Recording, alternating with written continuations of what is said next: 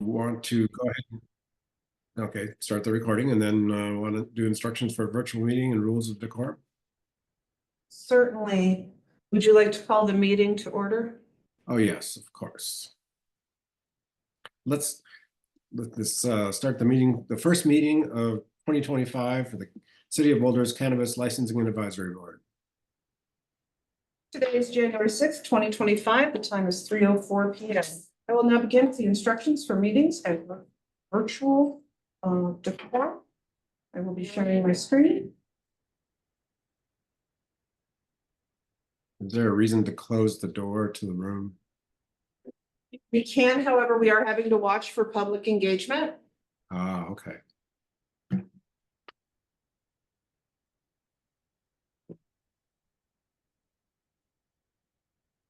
city has engaged with community members to co-create a vision for productive, meaningful, and inclusive civic conversations. This vision supports physical and emotional safety for community members, staff, and board and commission members, as well as democracy for people of all ages, identities, lived experiences, and political perspectives. More about this vision and the project's community engagement process can be found at the link on your screen. The following are examples of rules of decorum found in the Boulder Revised Code and other guidelines that support this vision. These will be upheld during this meeting. All remarks and testimony shall be limited to matters related to city business. No participant shall make threats or use other forms of intimidation against any person. Obscenity, racial epithets, and other speech and behavior that disrupts or otherwise impedes the ability to conduct the meeting are prohibited. Participants are required to sign up to speak using the names they are commonly known by, and individuals must display their whole name before being allowed to speak online. Currently, only audio testimony is permitted online. The Q&A function should only be used for technical questions to staff and should not be used for public comment.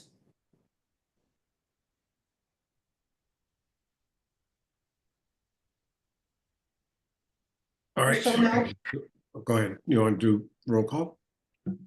certainly. Member Foster. Present. Member Green. Present. Vice Chair Keegan. Present.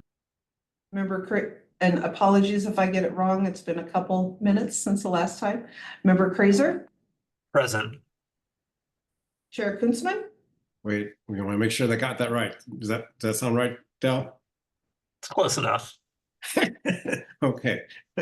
Kreiser? It's Kreiser. Kreiser. Thank you. Got that? Going yes, I do. Okay. And yes, I'm present. Member Noble. Present. And I do not see ex officio member to call. I was going to try to text him, but I don't have his phone number. So I would have said, ask him if he wanted to join us. Does anybody want to send a message, leave an email message just to check in with him? Adam, do you have his contact info? I will. I might. I'll give it a try. Thank you. Why not?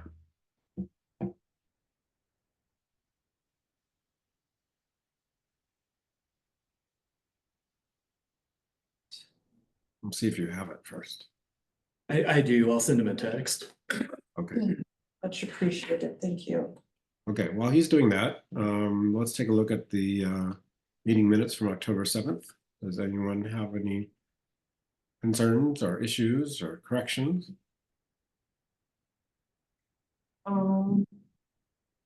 While you're doing that, I do have to make a Kristen Seek. Can I ask you to kind of keep track of what's going on? I'm looking at the board webpage for that issue. Yeah, thanks. Hi, this is Kristen Changaris, licensing manager. If the board could just bear with us for a couple minutes, please. We're just checking to make sure there's not a technical issue with the posting of the link on our website. So Okay. just give us 1 minute, please. Okay. Can we do social things during that period of time? Is that allowed? They would need to be recorded. That's okay, fine. Don't reveal anything overly sensitive though. I don't have the ability to take the notes. How was everybody's holiday? And did anybody do anything interesting? Go anywhere? Go through the roll call. Adam, I think you were first. We didn't go anywhere, but we indulged in lots of good food. Oh, and Stacy, you were next on the roll call, I think. I did take a trip because I felt like that had to happen after 3 surgeries and 2 months leading up to it. So I spent a week in Mexico, which was Oh wonderful. boy, Yeah. cool. And Brian, anything exciting? Nope, just hunkered down at home, had family come through, and just snuggles with the 3-month-old. Oh boy, you're surviving, huh? Del, how about you? Yeah, I just stayed local, just made some good food. Yeah, tested some new recipes for different types of pies. And yeah, just what you normally do during the holidays. Yeah, just be with family. So it was really nice.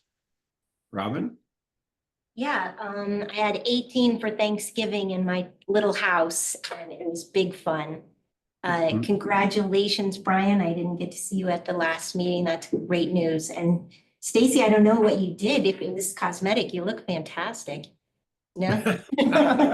I wish. No, it wasn't that lucky, but I'm glad you're doing well. thank you. Yeah, foot surgery and then hand surgeries. So not that fun. That doesn't sound fun. Well, and some of you already know that I went to Cuba and got to bed around after 3 a.m. this morning because it was a never go to Cuba through Houston. It's the worst. Houston is like they don't know how to run that airport, but Cuba was interesting. Kristen T. Can we move the camera or either move the whole room over a little bit to the right, I think, or move. Unfortunately, we do not really have that availability. It is a camera. It does move a little bit per speaker. Are you needing to see someone that's not on camera? You could, so like, even if you moved it like 3-degree or 5-degree points on a circle. I'm not, well, it's not on, it's on a Logi. Ooh, that's it. That'll do it, I think. Right? You got it? Folks at home? I think that's it. When she got it to the maximum rotation, that seemed to work. Any news And- out? No word from Jacques. So, I would say perhaps we should go ahead and just get started and course. hopefully he'll join us when he sees the text if he's able to. Okay, Kristen C, what's the news? We are good to go. Thank you. Okay, so no problems. We are all set. So I think we were voting on the minutes. Is that correct, Right. Kristen The Teague? link is available, so those that might have wanted to attend could The be link is available if you follow the link in the agenda that's posted online. right, which is what's in front of me. So, okay, so the minutes from October 7th. Once again, any comments, questions, corrections? Hearing none, how about a motion? Move to approve. That's an Adam and a second. Ryan seconds. With Would Stacy. you like a, oh, what Either about way, Stacy? I think we tied, so whoever wants to go is fine. I'll take Stacy because Brian has had so many motions and seconds in his collab career that it's time for Stacy to kind of step it up a little bit. And do we need a hand vote? Or can we just do abstentions and Kristen, one of the Kristens, do we need a yay or nay hand vote Or, Because this is a hybrid, it's easier for us if you do if we do a voice vote, if Sure. possible. Just that way I'm capturing everything since we By don't have name. this by name. Certainly, Member Foster, Yay. Member Green, Yay. Member Keegan, Yes. Member Kaiser, Yay. Member Kunzman, yes. Member Noble. I'm going to abstain because I didn't attend the meeting. And just to clarify, because it might come up at some future vote, Roberto, when someone abstains, it ends up being a yes vote anyways, right? Is that correct? Ooh, hard question. After the new year. Which was a border. Right, but we have a older. But. Do we? Or do we record it as an abstention? I don't know. I would, so for minutes, if I may, we record it as an abstention and the reason, if it's just a regular abstention, we don't, but if it's an abstention because they were not at the meeting in question, we just note it as such. Okay. Okay. Duly noted. So now we're ready for general public comments for the board. I'm assuming that was one of the reasons you were checking to see, do we have any potential public comments? There's when I opened that Q&A thing, there's somebody who wrote at 3:06 asking to clarify how they sign up for public comment. I don't know if anyone else has seen that or responded to it. So I have, and I'll go ahead and address that like we would normally in a virtual room. Okay. Again, the agenda item is agenda item number 2, general public comments to the board. Public comments will be limited to 3 minutes per speaker. I will be presenting a Google timer. If you are interested in speaking, we ask that you please raise your hand if you're in the virtual.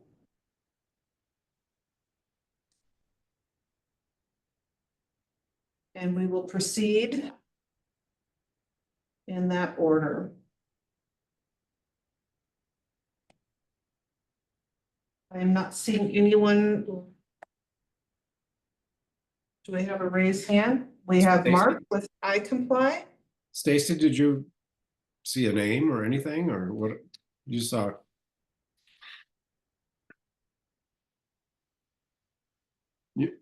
I don't know. I can address this. We did have a question clarifying on how indicating. I'll let Kristen Changaris answer this then.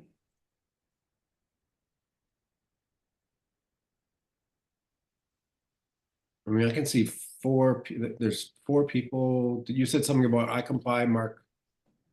Yep, we have Mark Slough with I comply, who would like to make general public comment, and then we have a gentleman that typed in chat, asking how to indicate he would like to do a public comment, did not see an area to sign up on the website.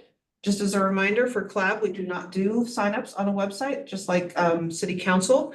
We have you raise your hand. He does now raise his hand. Therefore, we will go ahead and proceed. Our first individual is raised his hand, was Mark Slough with I comply. Mark, I'm going to go ahead and share my screen with the timer. 1 moment.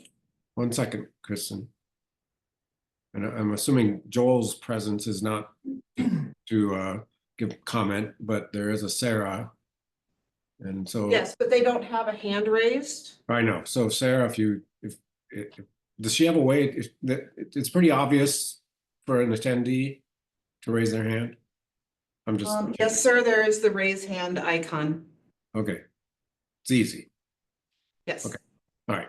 Then let's go ahead. If anybody has any questions, that is a technical question that can be put in the chat.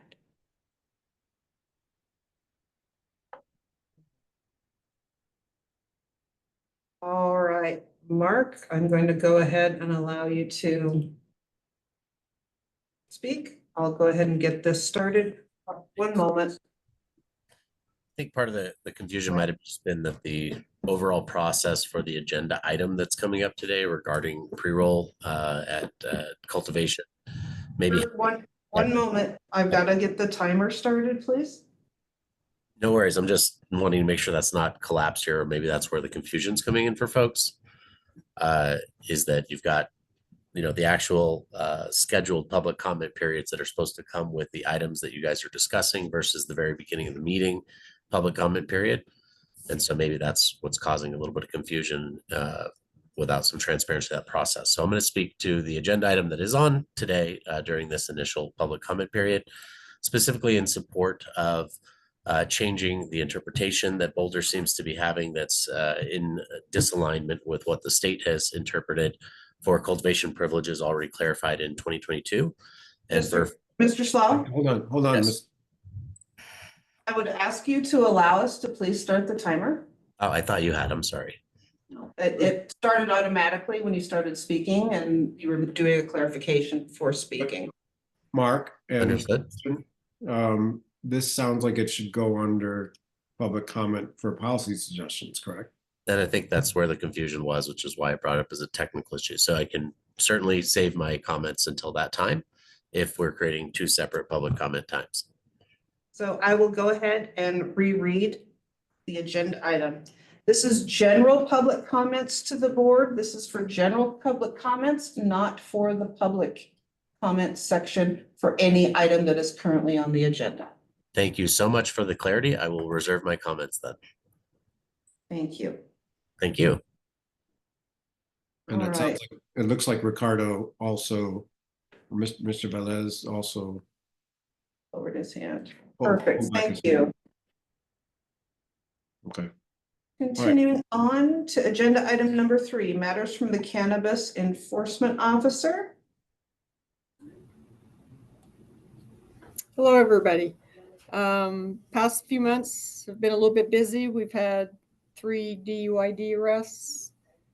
I conducted 2 underage compliance checks, and then I helped the state when they conducted their own compliance check, and everybody passed. So that was good news. Can I ask a question? You sure can. This is Robin. Hi. On the DUID arrests, can you give us any context for what those situations were? They were all minor traffic violations, and it ended up being driving while under the influence of marijuana in all 3 of them. And was there a blood test given at the hospital, or how was that detected? We have some standardized sobriety tests that we put them through, and some indicators of drug use that the officers look for. And then you either do a blood test for drugs and for marijuana, and then the results come back. It can be a couple weeks later from the state lab. Okay, thanks. The only reason I'm asking, I'm just trying to understand if roadside has changed at all recently around DUI. Okay, thank you for that. You're welcome. Well, I guess to follow up on that question, for the anyone who had a blood test done, they don't do it on the road, right? They have to be taken to a facility. Yeah, how it works is the ambulance crew that the city has a contract with will either come to the station and do it there, or if, say, somebody had to go to the hospital, they'll do it there, or if they were actually taken to the jail, they would meet the officer out there to do the blood draw. Mm-hmm. And that's testing for marijuana, A panel of drugs. 7 or 9 or how many? I can't remember exactly. I think it's like a range of 7 to 10 drugs and Okay. Alcohol. So. That's what the next question was, and alcohol, right? Mm-hmm. All right. And that over what period of time was that again? That was over 2 months. Okay. And do you have any statistics easily available to you over that same period of time? How many alcohol or other drugs? quite a few alcohol. What are we talking? Unfortunately. Three compared to, Like 3 to 1. oh, So- only one, only 3 to 1. Okay, not 10 to 1, 100 to 1. No, the DUI arrest, it's so call dependent. If the officers are on in progress calls, then, there's none of them available to be watching for traffic violations and for DUI detection. And perhaps you've seen the news that keeps hitting the news that CU Boulder is developing a breathalyzer test, which who knows when that's going to be. Let's just say in a positive frame of mind, 6 months, and more probably realistically, 5 years. How do you think that might help the situation?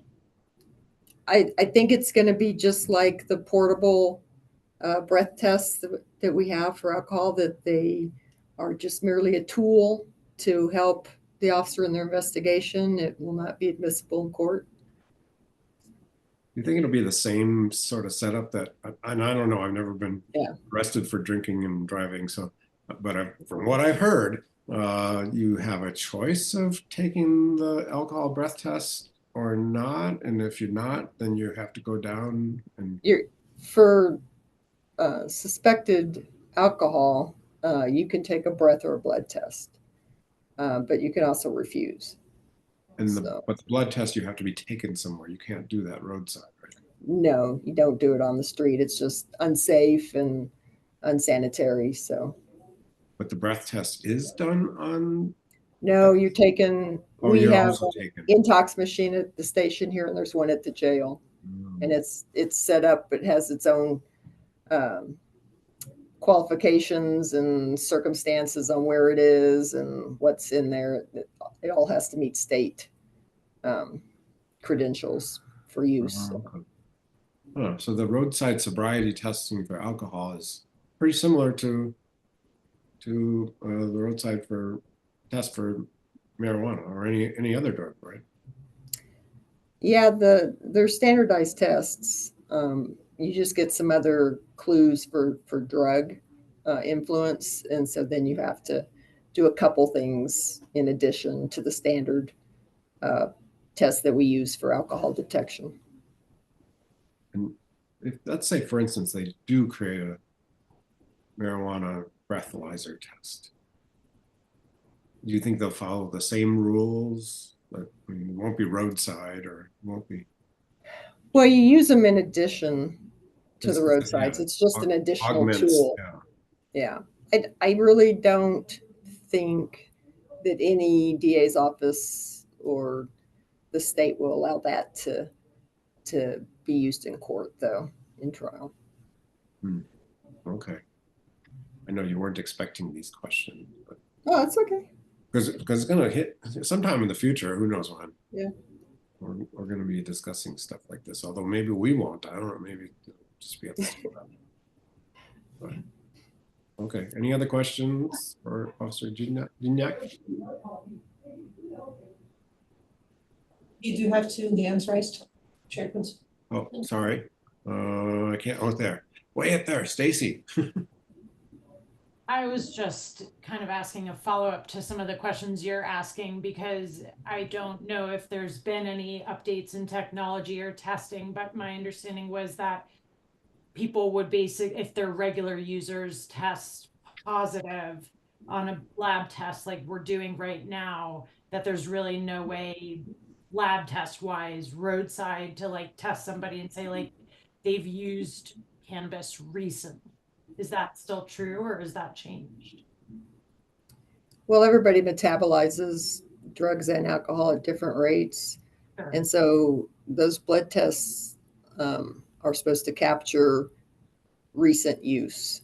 And so then it's up to the officer to show that how that recent use impacted their ability to safely drive that vehicle. And so just so I know, when I look at these reports, when it says like this report says 3 DUID, so that implies people were pulled over and the ticket or whatever we call it was written specifically for cannabis, not necessarily alcohol, or how does that Like, No, it was strictly for DUID drugs, and with marijuana, the officers in all three arrests got the odor of marijuana coming from the person or the like vehicle. they're using it, right? And so then so when we see that, it means this is the number of tickets specifically for, in this case, marijuana. Yes. Okay, okay, that's helpful. Sorry, I'm just wanting to stay up to date. Thank you. Del? You're welcome. I had a question. What is the threshold for failing one of these tests? Is it 50 nanograms per milliliter? To be quite honest, I'm having a senior moment, and so I don't know. I'll research and get that exact number back to you. Yeah, I was just curious, and I don't know if that You- data is available. Like how far over that threshold were these people? And Yeah, Stacy, and yeah, and I'd have to Stacy, look up each one and see what the yeah, results were for them. yeah, that's not as important. I was just curious if it's 50 nanograms or not. And then I guess Stacy, like, my question is if a person is a regular user of cannabis, I think the cannabis or the THC, sorry, will stay in their system for a long period of time. So how can you delineate, what is built up in their bloodstream versus what maybe they possibly consumed that night, and how does that affect, That that would be a defense that their lawyer would have to put on and get medical experts that can argue that point. Thank you.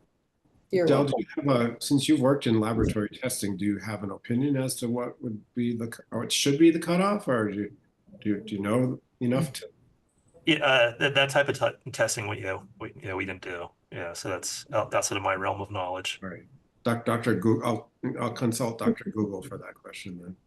Well, it sounds like, if I'm understanding this correctly, that the officers are doing some sort of roadside assessment beyond these labs and saying there's some, probable, or I don't know, I'm gonna stay away from legal terms, but a good enough reason to assume there's been recent enough cannabis use, more than last night or whatever.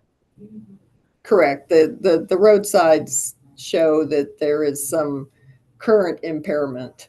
Like smoke And going out the window, that kind of thing. Yeah, I've seen that. well, the physical performance of them doing the roadsides, and then whatever indicia of marijuana use they get, the odor, things like that. So Thank you, that makes sense. So Pam, you might not know the answer to this question, but in your estimation, take those 3 DUIs or any other, take the year's worth of DUIs for presumed cannabis use. How many result in, they're just misdemeanors though, right? How many result in convictions or in charges, going through and, or versus people fighting it and saying, well, the evidence is unclear and that's hard to give a hard number, because the DA's office, they have different parameters they use. So it depends, what was the level of drugs in their system? Was this their first, DUI arrest? Because usually, the lower level DUI or DUID drug arrests, they tend to give them, a chance to correct the behavior. Now, if they've had multiple arrests, well, then the severity, goes up. So Del, you probably read that Cinnamon Bidwell and others, her researchers, they're doing a lot of testing of many different types of cannabis users to try to figure out, the chronicity and how that plays in. Was it first timer? Well, I mean, except I think everybody in their study is a cannabis user. So Yeah. as best I know, they don't have first timers, which would be interesting, I guess, but I don't know. I think they've done that kind of research, Tom, and I mean, I don't know if it's like gold standard quality, but from what I understand, it's pretty clear that people who just use it like, tonight for the first time are very, very, very much different on road testing than people who use it all the time. So like, that I think we've seen. I think the question is the whole gray area between those two, where most people in Colorado probably fall, and the lack of testing in that area. Yeah, everything is going to evolve. I mean, with the extended, use and more research, things will change.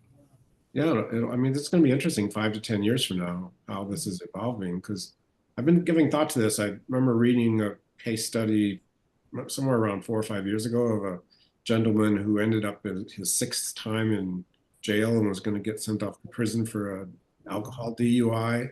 And all I remember is that it could have been some of those could have been prevented by having a vehicle that you had to blow a breathalyzer to start the car. And if we just set up his car that way, and I wonder, could you do that for somebody who is a repetitive cannabis driver? So that because if they had anything other than 0, then maybe they couldn't start the car. But that'd be hard, as Dell points out. If somebody's a chronic user, then they might just have a little bit in their system from having used it a month ago or 3 weeks ago, but it's still going to get interesting as time goes on, I think. But anyways, any other questions? And assuming none, we go back to the agenda. Thanks, Pam. Although she's frozen. Can you guys hear me?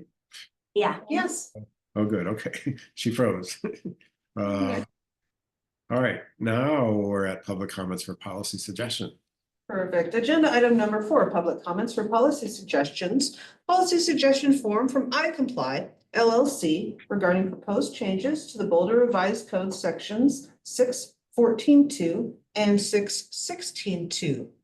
If you are here to speak as to the public comment section for this, please raise your hand by using the raise hand feature in the chat. And people are doing that and giving them opportunity to raise their hand.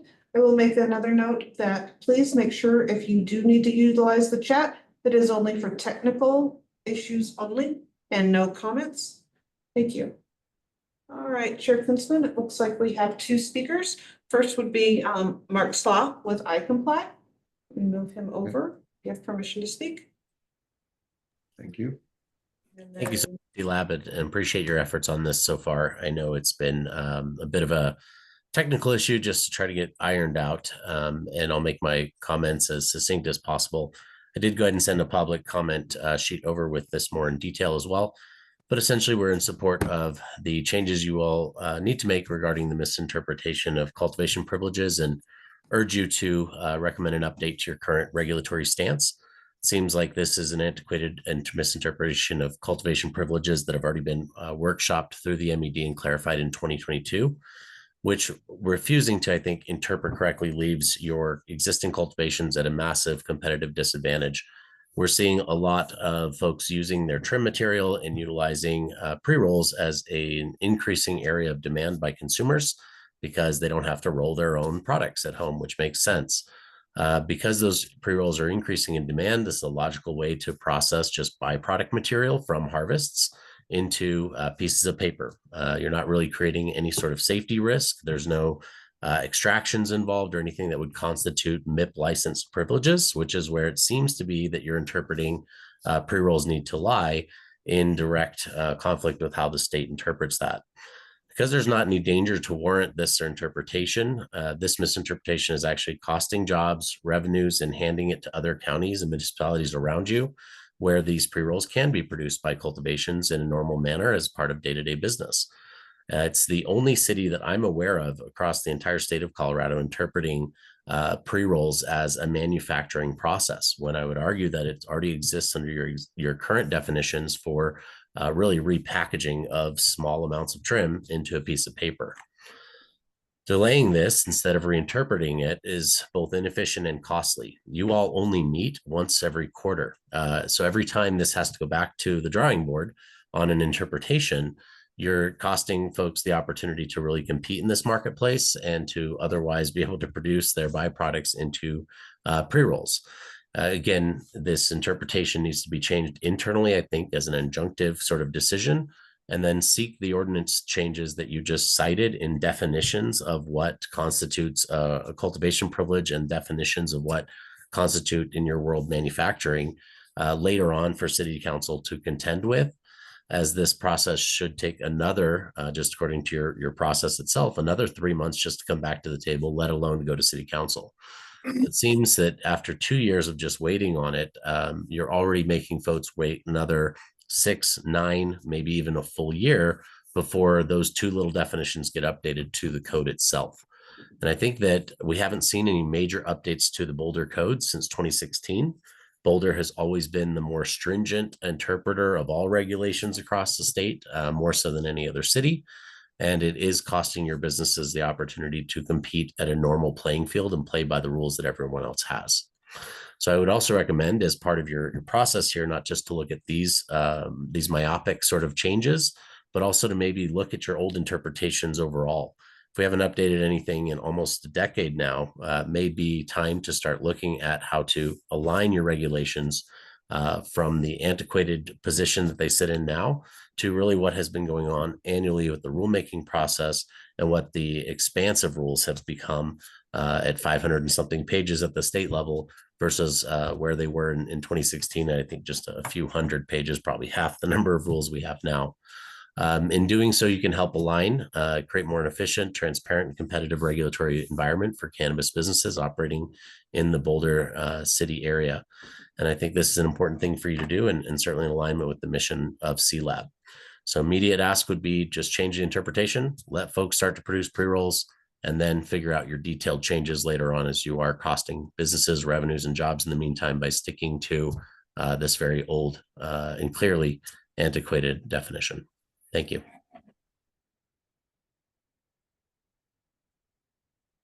Next, we have Ricardo.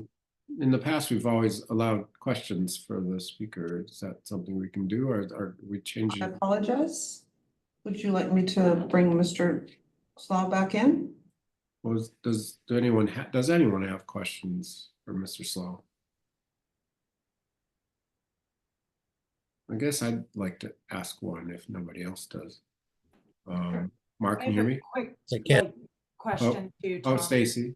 Go ahead, I Stacy. just wanted to know, because on the main form, policy suggestion form, under how would this affect the industry, the author wrote cultivations for safely producing pre-rolls and infused pre-rolls made with physically separated marijuana concentrate. But then in the document, follow-up document from iComply, I don't see the second part addressed. I just see the pre-rolls. So is that like all inclusive, or are they separate things? I guess I wanted to clarify that. Yeah, that's a great question, Stacy. To be clear, this is kind of one of those, again, antiquated areas where Boulder only interpreted physically separated marijuana concentrates as water-based bubble hash back in 2016. But the reality is you can also have keef. If you just beat the plant, right, the trichromes come off and that's keef, and you can infuse that keef into a pre-roll. So the state regulations since 2022 have allowed for infused pre-roll manufacturing as well, which again, if you want to get into whether that's a repackaging or a manufacturing, it's kind of the crux of this bad interpretation in the first place. I think just pre-rolls in general with trim and flower is really easy to come at that and say, all right, guys, we just got to stop interpreting it that way. And the reality is, right, that right now, according to your same definition that's antiquated, these cultivations also can't beat off the trichromes, right, from a plant material and have keef. That would be not a water-based marijuana concentrate and therefore constitute manufacture. Now you're throwing that over to a MIP again. So it's just a really old antiquated interpretation that I didn't want to, already make it more complicated than it really isn't, if that makes sense.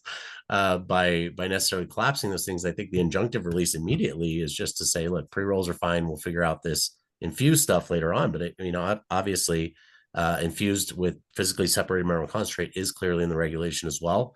It just may require, from your perspective and interpretation, more changes to the code because of that water-based concentrate concern from 2016 that's still antiquated. And maybe that requires a whole new submission form. And now we're waiting another 6 to 9 months, right? So here we are just still going, hey guys, you've got some old rules. they're not in alignment with what cultivators can currently do everywhere else but Boulder. I hope that clarifies. Thank you. Yeah, that helps. I appreciate it. No problem. So, Mark, I hear your frustrations and I'm sympathetic with that point of view. How long have you been in the Boulder area and working on this? Yeah, so I have been involved in the cannabis industry since 2008, 2009, before there was an industry, doing advocacy work before there was one on behalf of patients out of Southern Colorado. Ran the campaign for Amendment 64 for all of Southern Colorado as well. Opened up operations in Manitou Springs, worked on the Colorado Springs campaign, and then also worked at the Capitol running 2 different industry associations for a number of years. And I founded the oldest compliance company back in 2011. So I've been involved since there were rules and regulations and the first MED director a long, long time ago. Since the beginning, I've had clients in Boulder. We've served hundreds of clients across not just Colorado, but the rest of the United States and internationally, and are considered some of the more foremost experts on regulations, compliance, and specifically how do we relate those to operations and make these businesses work in a transparent and functional manner. Given what you that's an excellent summary of your experience. Given what you just said, I'm assuming that you would know or you'd be aware of the MAP, but you probably were not a member of the MAP. When you say the MIP, the MAP, Marijuana Advisory Panel, which is the city, it was the predecessor to this cannabis license. Not for the city of Boulder. I've sat on over 12, 13 rulemaking groups with the MED, including the ones around taxation, safety, compliance, enforcement, and then helped pass a bunch of bills in the legislature again as sort of industry rep with our own lobbyist and PR firm working underneath us. So I've been around sort of the space. Truman at MIG also wanted me just to echo that they also don't think this is a public safety risk and to allow for this interpretatory change. But no, I was not part of specifically MAP, but I have been part of advisory groups. I was also the chief consultant for the island of Puerto Rico, where we wrote the first free market marijuana model in Spanish and implemented their system in 6 months. Well, I guess I'm wondering is, can you conjecture as to why? I think the reason why we are different than the rest of the state has something to do with the MAP. And what was the MAP thinking? I mean, what was the reasoning why we were different? And Dell has his hand up, so I'll let Dell go first. Yeah, absolutely. If you want to. I don't know for sure, but I would think that maybe the Boulder regulations haven't been updated to be in line with when the state updated their definition of physical separation, because there was a number of years ago where they updated to include looking at the MED regulations right now, their terminology physical separation based retail and medical marijuana concentrate. So physical separation is by grinding, sifting, or a similar process that may use water, ice, or dry ice. And so in any of those, you're not changing the characteristics of the cannabis, of the trichomes. You're not applying any type of solvent or heat or pressure to change it. It's the same thing. It's just how you're separating it from the biomass. Can you tell what year that was possibly changed? Mark could probably know. That's not evident. Okay. Yeah, Mark could probably know better than me. But yeah, they update the regulations every year. But it was a number of years ago where they updated the terminology of physical separation. But and Tom, I could get you a more definitive answer. I want to say it was 2019, 2020, somewhere in there for physical, and then specifically for the ability for cultivations to repackage into pre-rolls was done in 2022. We do regulatory updates on all of our training programs for comprehensive compliance training, responsible cultivator training, manufacturer training, responsible vendor training on an annual basis every time the rules change. And we hold a rules update seminar every year and follow the red line updates through the MED every year. So I can tell you this has been antiquated. And to come back to your first question, it was sort of just always known in the industry that the old advisory situation was just more restrictive. Boulder always had a more restrictive interpretation of the regulations because the regulations say that they can.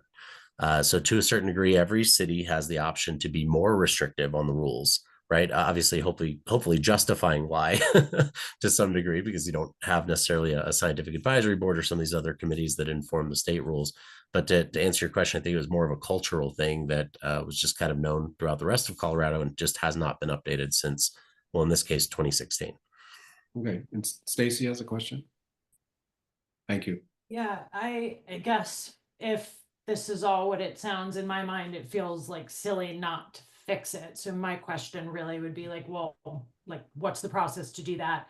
If others on the board feel this is a matter we should take on, what are the next steps? Like, how would we deal with this? Members of the board, this is the public comment portion. Right, okay. This is not the portion where you are deliberating on any specific issue. Yeah, no, this is only I'm time. just wondering what the process would be, because we don't meet, like Mark said, very regularly or as regularly. So I'm just curious to understand, like, what would we, if this was something we want to take up, how would we do that? But that's more of a question for Roberto and our staff, not Mark. Well, and I think this is the second step in that process, but it is a lengthier one, Stacy, to your point. And I think that if it's just an interpretation issue, maybe you guys can just talk about not interpreting. Well, again, rules are fixed, folks, which is Yeah. what my comment is about. All right, Mark, I'm gonna. this is simply public comment. So going back and forth on the process is not appropriate at this time. Yeah, I'm gonna move on to Mr. Velez. Thank you, Mark. One moment.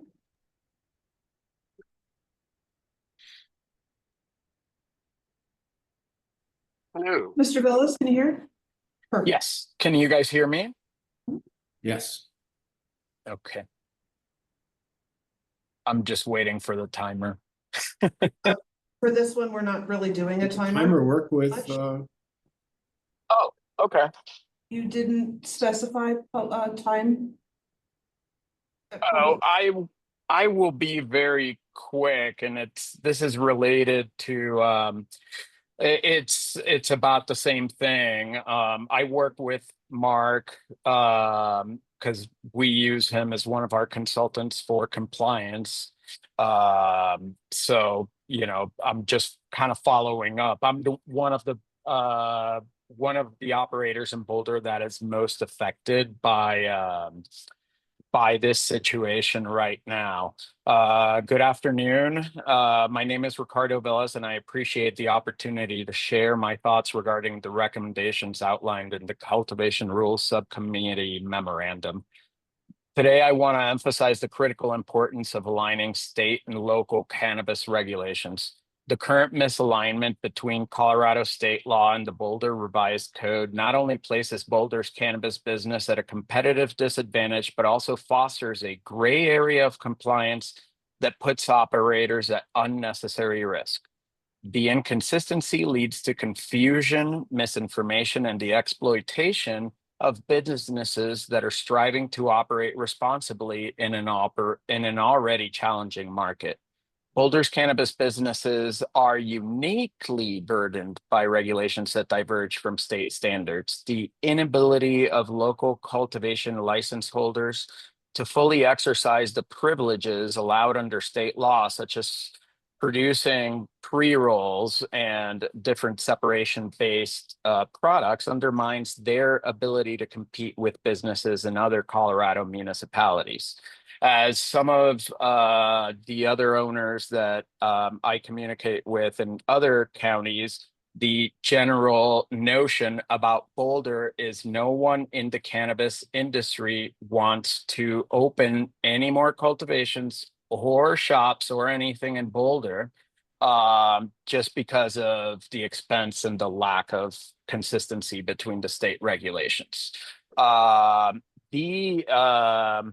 Moreover, the lack of alignment between state and local regulations opens the door for inadvertent non-compliance, further exposing businesses to penalties and damaging their reputations. I don't know if you guys have checked out the most recent Freakonomics study about the cannabis industry and the nation as a whole, However, the regulations are becoming so dense and ridiculous that there are operators out there even considering going illegal again because they profit more out of it.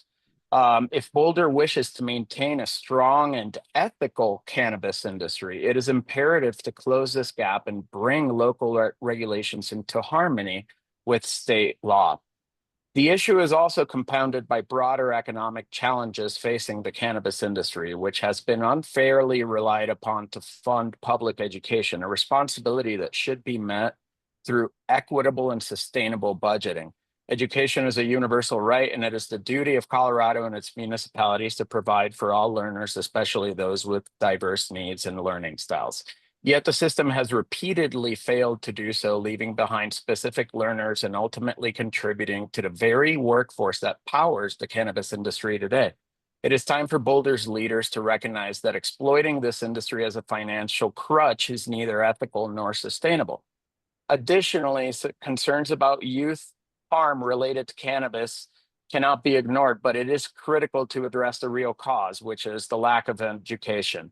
The harm to our youth stems not from the products themselves, but from a systemic failure to provide that proper education to both the young people and their parents. Effective prevention comes from informed and engaged communities, not from placing further restrictions on an already overregulated industry. I urge this council to look at the misalignment and try to change the rules so that we can move forward in an easier way and actually survive the upcoming challenges that the cannabis industry faces. I urge you guys to prioritize aligning these regulations, and doing so will provide much needed clarity for businesses, foster competitive parity, and prevent unnecessary risks associated with compliance gray areas. Let's work together to create a regulatory framework that is fair, consistent, and supportive of Boulder's cannabis businesses while upholding our community's values. I want to add a couple things to what I wrote. I don't know if you guys know this, but most of the workers in cannabis cultivations are students that the public education system has left behind. And I think that's really important. Now, operators come in and they think that, hey, the state should align, and we do a lot to actually look through all the details between all the regulations between the city of Boulder or the county of Boulder or the state. And that misalignment, for example, for me, represented a pre-roll machine I bought last year for $86,000 that is literally sitting empty in my warehouse because I can't use it because of this, because I'm not willing to risk closing my business down and getting nicked by you guys or by the regulators in Denver from the state saying that, oh, you're non-compliant with the city, but the state says, yeah, but the city says no. So this also led me to try to get in bed with somebody who's still building a MIP in Boulder, who we found out just doesn't have the right design. So we can't do that. It's just too expensive. So this leads a cannabis business like mine down this path of trying to figure out a way around everything rather than actually like having multiple sources of revenue and not just something based on this lowering price that doesn't even match inflation or the cost of production. And it's misalignments in the regulations like this that are contributing to that competitive disadvantage that cultivations have. I appreciate everybody's time on this, and I hope that we can all work together to come up with a resolution to the issue that actually fairly and equitably addresses the issue to all cannabis businesses in Boulder, future or existing. Thank you so much.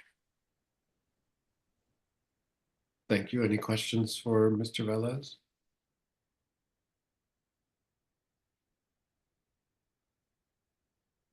Okay. Anybody? I see there's other participants, but nobody else has raised their hand, correct? That is correct. I will make final call for public comment. Policy suggestion form provided by iComply. Anyone else for public comment? Chair Kunzman, I see no further public comment. Okay, public comment is closed. Going back up to our process. Or would this be called the second collab meeting on this topic? Yes. Okay. So it's time for deliberation. Brian and Adam, do you want to talk about? Yeah, thank you, Chair Collaboration.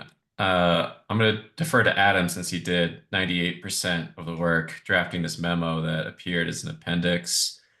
You should have received in I don't have the message right in front of me, but we drafted this memo summarizing a position to allow retail-based cultivation license holders produce separation-based concentrates, basically making the case to align city rules with state rules. Rather than filibuster more, Adam, do you want to provide a little bit more color here than what I have done so far?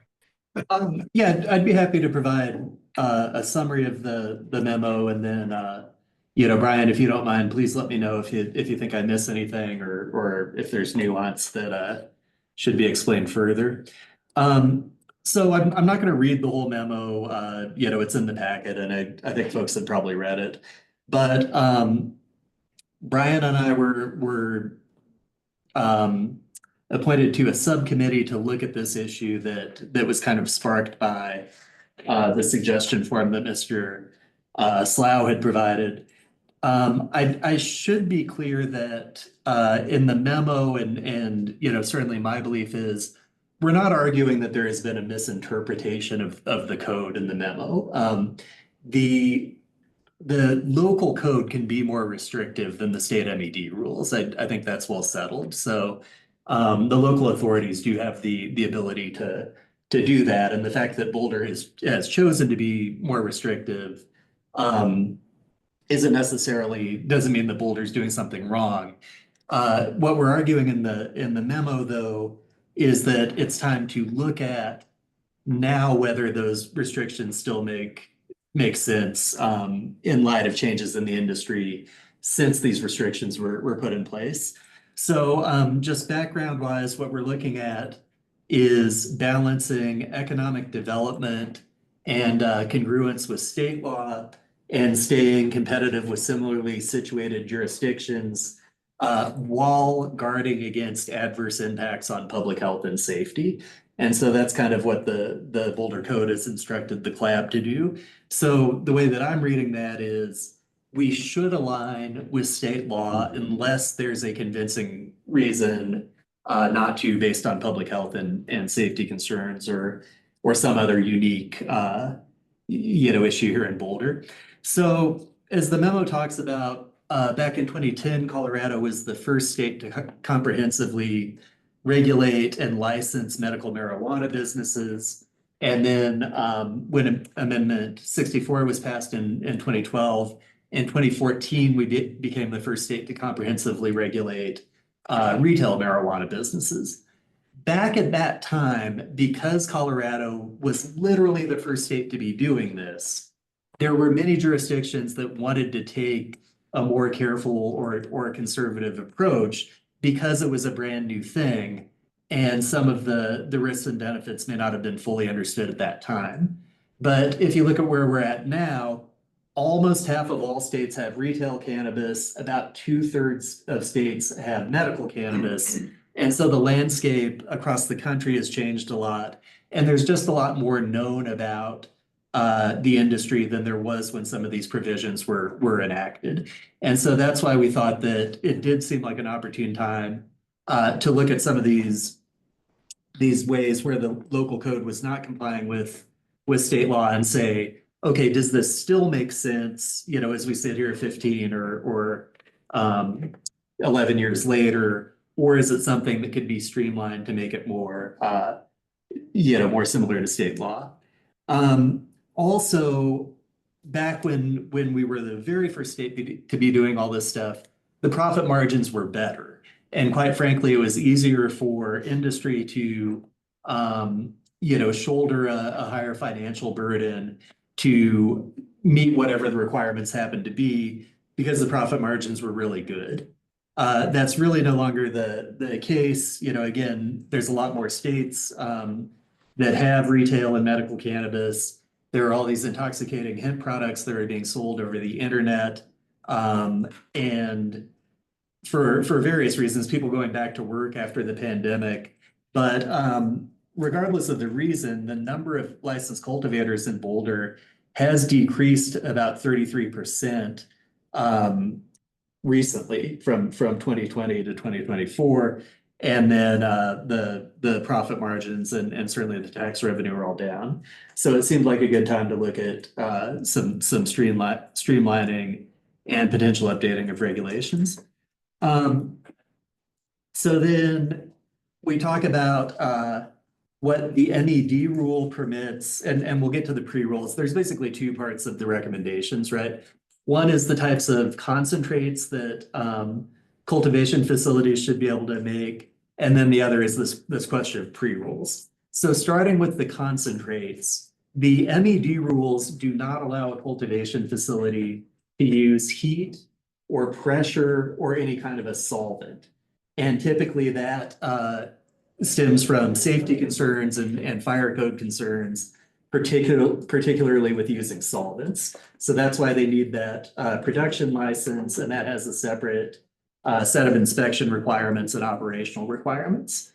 Now, what the state does let the cultivation facilities do is to produce this water hash or bubble hash, sometimes it's called, but the water-based separation that Boulder does permit, and Boulder allows you to do that. So you can make that, you can use that water-based separation in Boulder.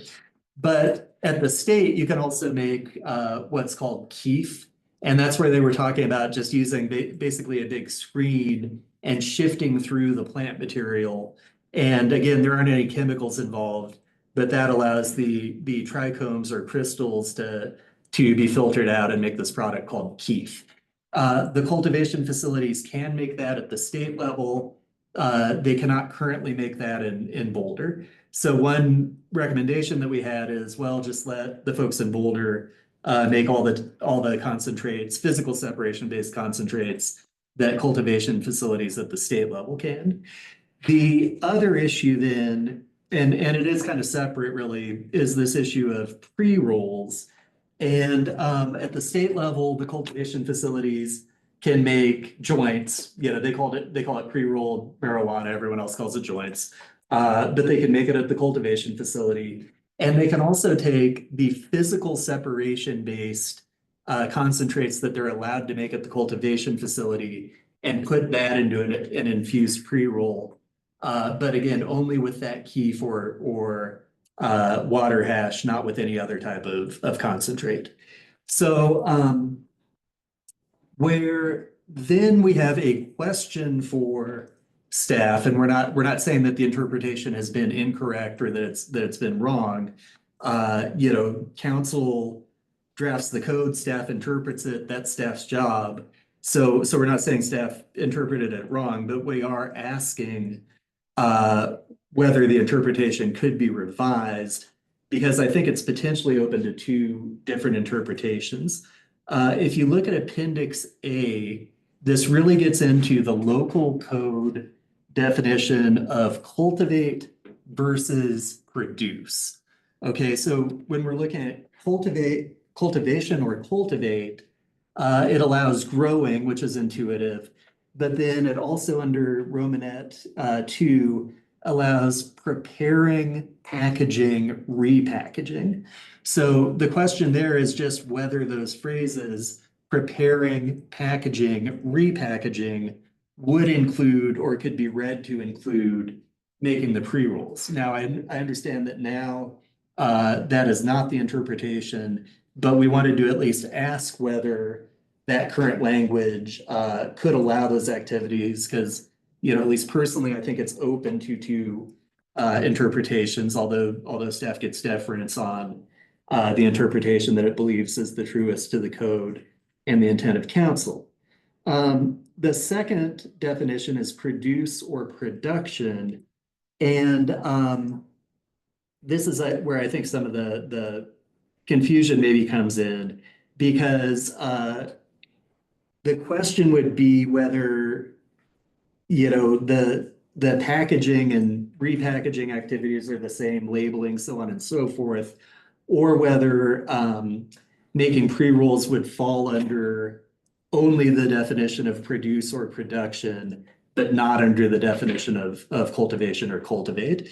So, I think we wanted to ask that question, and then the final point would be if staff informs us that the code does not permit pre-rolls, that's just not, kind of a interpretation that can be found within the code, or that staff believes is appropriate under the code, then I think we would go ahead and recommend asking council to revise the code to permit making those pre-rolls. And then while you're at it, once you're revising something, then we would go ahead and recommend that the CLAB recommend to council just aligning the cultivation privileges under the local code with the privileges under the state rules. Brian, what did I miss? No, I think if folks are able to follow all of Adam's excellent work and summary, parsing all that out, I think the discussion we'd like to have is this question to staff about whether and how that interpretation can be changed, or is this something that we want to elevate to council, or staff would be more comfortable elevating to council to clarify that and proceeding down that route. So I guess one line of conversation is, one, with staff, is this open to a reinterpretation? And then two, how do we want to approach going to council with this?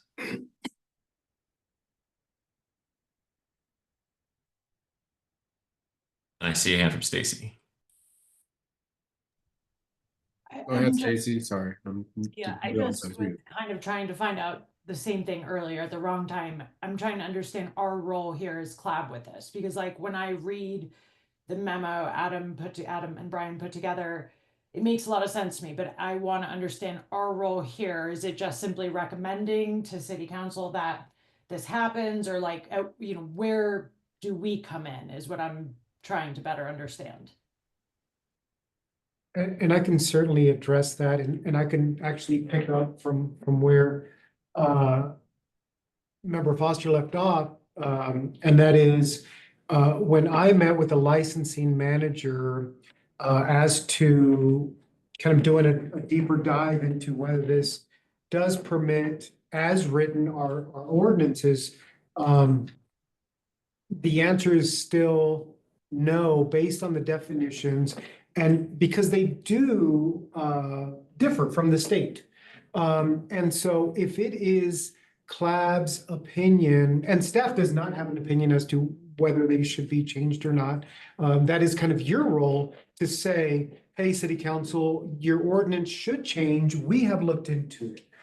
So the next step would be if you all vote to make that suggestion to city council, then you would prepare, and we would help you by providing you the shell for that is what's referred to as an IP memo, which is, it's the information packet memo asking city council if they would like to change the ordinance. And you can certainly provide the reasons why you believe it should be. And if they agree, then we help you prepare the ordinance change, either because you write it that way or simply to comply with how the state rules are written. We've done that in other situations where the state has changed and we have asked city council to simply adopt what the state is doing. So that would be the next step for all of you to have that discussion. If the majority agrees that that's where it should go, then we can help provide you the necessary documents to send to city council. Robin? Thanks, Chair. Before we move down sort of the procedural route, are we still having this conversation about the merits of the proposal? Because I do have a few ideas I'd like to share. When Of course, but it's not ready for prime time quite yet.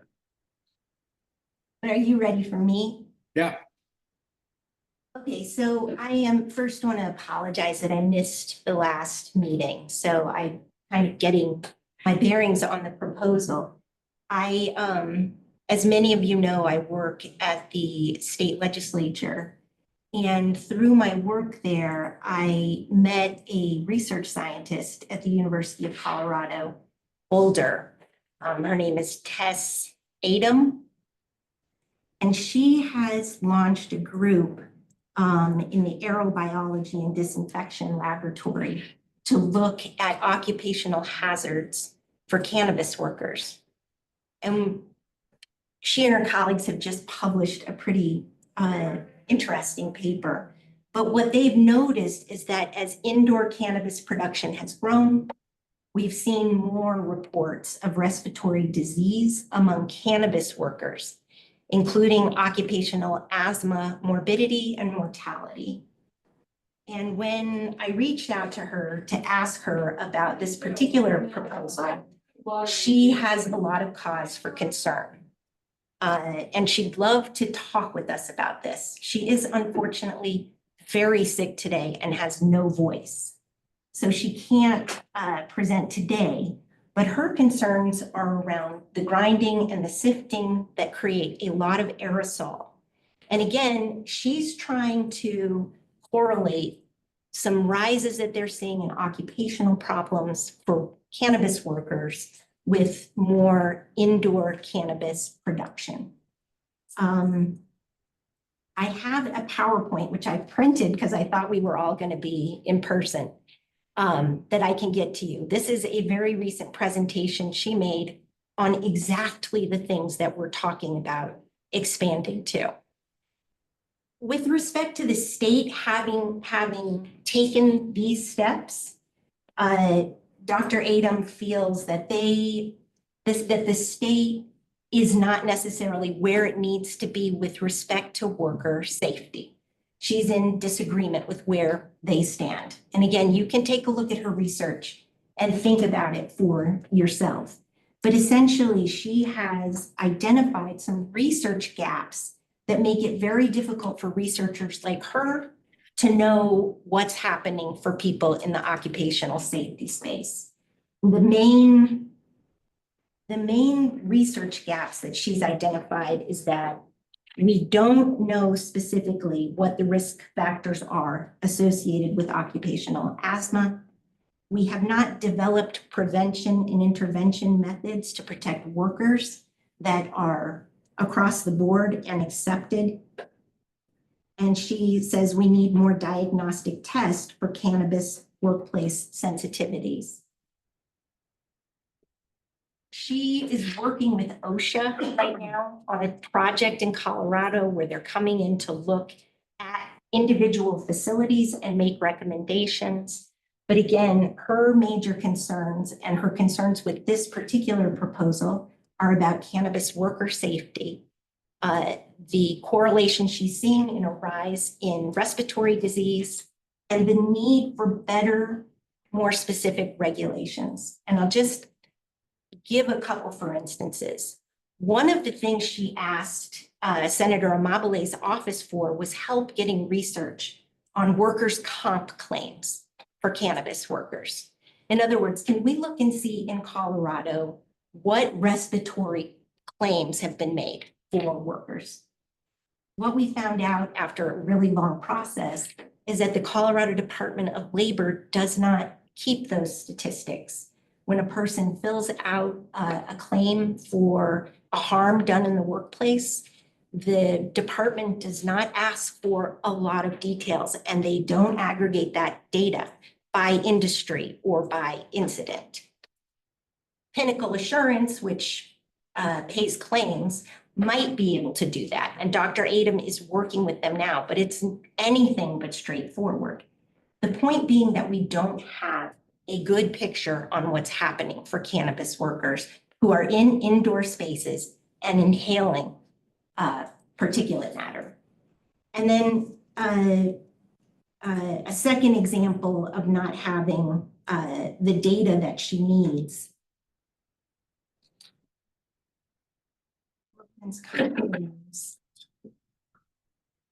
Sorry, it escapes me right now. But suffice it to say, she's concerned that there are real problems happening right now. She's writing about it. She has published a paper about it. Her team is working actively at the University of Colorado Boulder right here in this community. And while I deeply apologize for missing last month's meeting and not doing more to try to have her here now, because to the first gentleman's comments, I recognize that this process can be painfully long in so many ways. But what I would ask the board is to give Dr. Adam a chance to speak with you either at the next meeting or take a little bit of time and consider the work that she and her team are doing on this really important issue before changing this regulation. Because right now we have a regulation that is not causing these problems. And if we change it, we could create that situation. And while I appreciate the proponents' insistence that these are safe, what Dr. Adam and her group are saying is we don't know that they're safe. We don't have standards across the board, and we don't have data on what's happening for workers. They're committed to finding answers to those questions, but in the meantime, they would like to lessen, not increase, the exposure of cannabis workers to these kinds of inhaled things that are causing them respiratory disease. Thank you. And I don't know, Kristen, if I can email this to you for sharing, or if there's some, I know that can be tricky. So you can go ahead and email that to me. We will then make it available as an exhibit. You do have an electronic copy, right? I do, yes, I do. So we'll need to have that distributed to the board at the same time that way, and it'll be made available as an exhibit to this meeting. Okay, fair enough. I'll get that to you right away. There's also a YouTube link where Dr. Adam gives, it's not a lecture, it's more like a podcast interview, but it's a YouTube link. Is that something we can share? So you can go ahead and provide it to us, and just like we do for the articles, and we can make that available, and then we'll make all of this available at the next meeting. Okay, thank you. Stacy, you have your hand up. Thanks, Robin. I appreciate that you always bring, the counterpoints, because it is really important. It sounds like this research is incredibly important and maybe even overdue.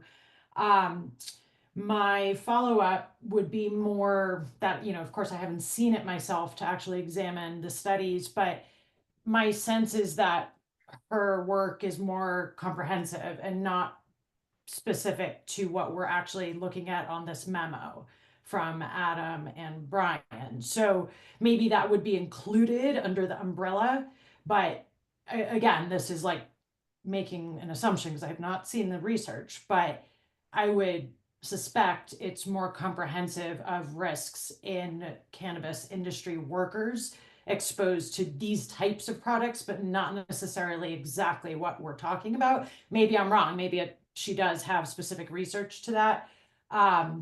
But then I would be curious to see if there's fewer claims in Boulder from workers who haven't been exposed, because maybe if pre-rolls is really the risk factor, then we would expect if Boulder hasn't been allowing it, we'd see less here. So again, more of a science kind of, I'm curious to see the research mindset, but as it pertains to the question in front of us, I'm hesitant to say, yeah, let's wait to hear, all of the details of the research, because my sense is it's not going to really change this small part of it. I mean, maybe Boulder, if I understand the format, can go and say, okay, if we're allowing this, here's how we want it to look. You have to wear this type of protective equipment.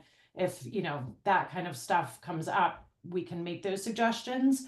I guess I'm just not feeling like, without seeing the research, of course, convinced based on what we just heard from, this memo, that it looks like was well researched enough to, at least from my personal view, say, no, I wouldn't make the recommendation to council to change this. Like at this point, I still would say this should be changed. It should be aligned with state code.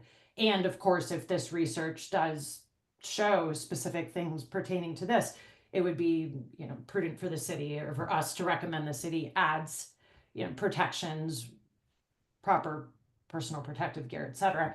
But I guess I'm just struggling to make the full link between what you're talking about, which sounds incredibly important just independently, to what we're really looking at here. So that's my comment. Thank you. And if I can just follow up real quick, because I appreciate that, Stacy. That's a really good point. I did provide Dr. Adam with the documents and the memo, and she emailed back for what this is worth. Her comment was, there's definitely cause to be concerned when processing flower products. Processing flowers linked to occupational asthma and even the worker fatality recently in Massachusetts. Grinding and sifting will generate a ton of aerosol that can be harmful if exposed through the respiratory route, especially as many of these buildings do not have proper air circulation, filtration, or exchange with outside air. And that's really to your point, Stacy, at the last part of what you said. What are the standards that are needed to protect workers, and what might that cost a business maybe to put into place, but more importantly, the city to inspect and enforce? And what would the codes be around those things? So those are some of the questions she's grappling with. My guess, though, is if this research ends up, proving a lot of what we're talking about, that those types of regulations will be put in place regardless of pre-rolls. Like this will be more comprehensive. It won't be just dried flower material. It's going to be a lot of manufacturing risk factors that we need to protect, we need protection from. And then what you're saying would be true no matter what, whether or not we vote to, recommend to council that they fix this pre-roll thing. Sorry to not make it sound very fancy.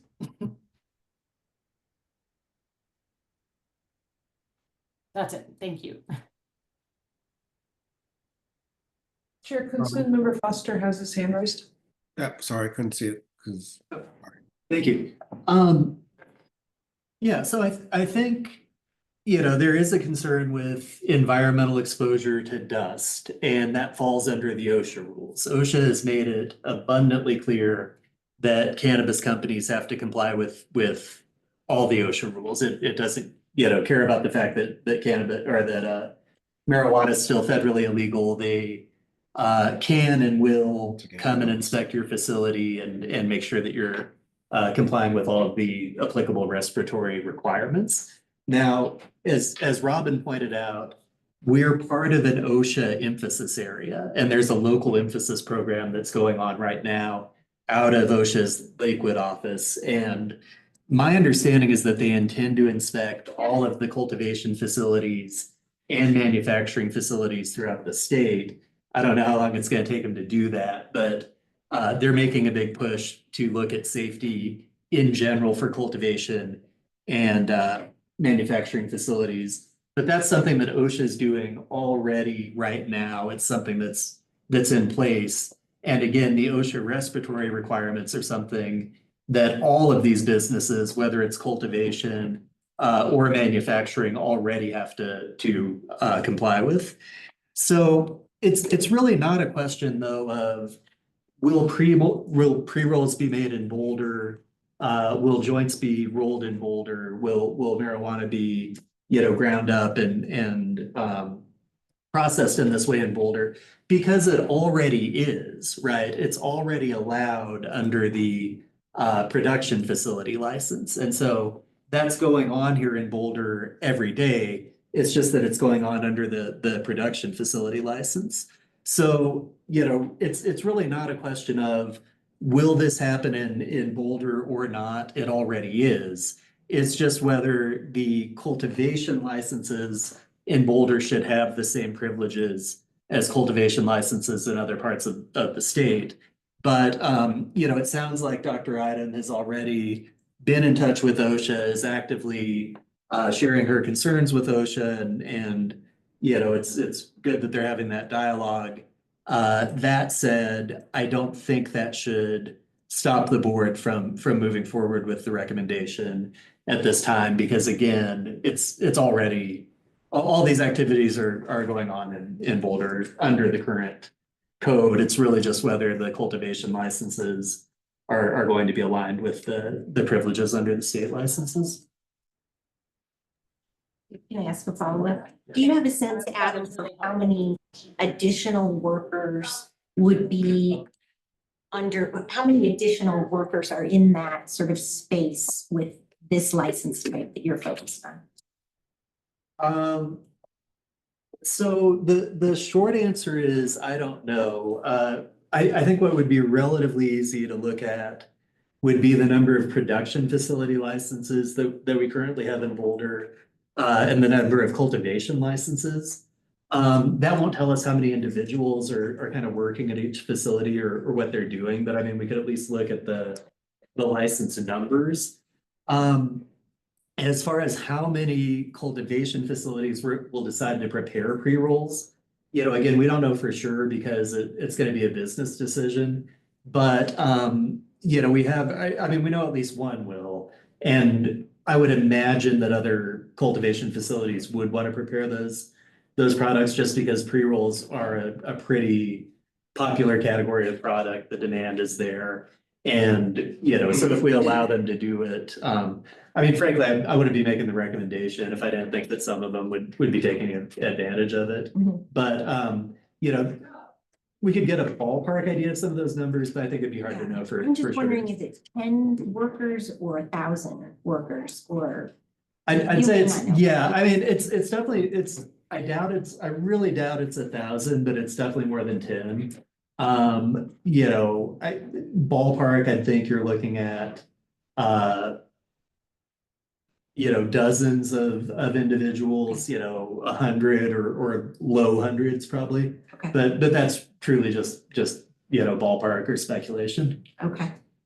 Okay, that's fair. I mean, the way that I look at it is that, yes, other people are doing this, and yes, some license types are already doing this in Boulder, but it would be an expansion and a new sort of exposure risk for a new group of people, whether it's dozens or who knows what the number might be. For that reason, that's significant to me, but I appreciate the big picture. Yeah, and you know, I would not argue with it. I argue with that point. I think there would be more people in Boulder engaging in these activities. I would add, though, that everyone is supposed to be complying with OSHA, and OSHA is going around to make sure that everyone's complying with their rules. One more quick follow-up, not to be argumentative at all, but one of the things Dr. Adam has said is that the OSHA infrastructure, although they are here to do some spot help, they have not been able to enforce and inspect at the level of robustness that her group feels is appropriate, for what it's worth. And while we have a quick lull, for purposes of our record, at the beginning of this meeting, Kristen Teague read into the record that the chat function is only to let staff know of any technical issues. Those that have been in the meeting have violated that rule. So Ms. Teague once again informed everyone on the meeting that they are to stop doing that, and that the chat function is only to notify staff of technical issues. Those in the audience have once again violated that rule by including inappropriate comments. And so staff has disengaged the chat function. Thank you. Please continue. Sorry.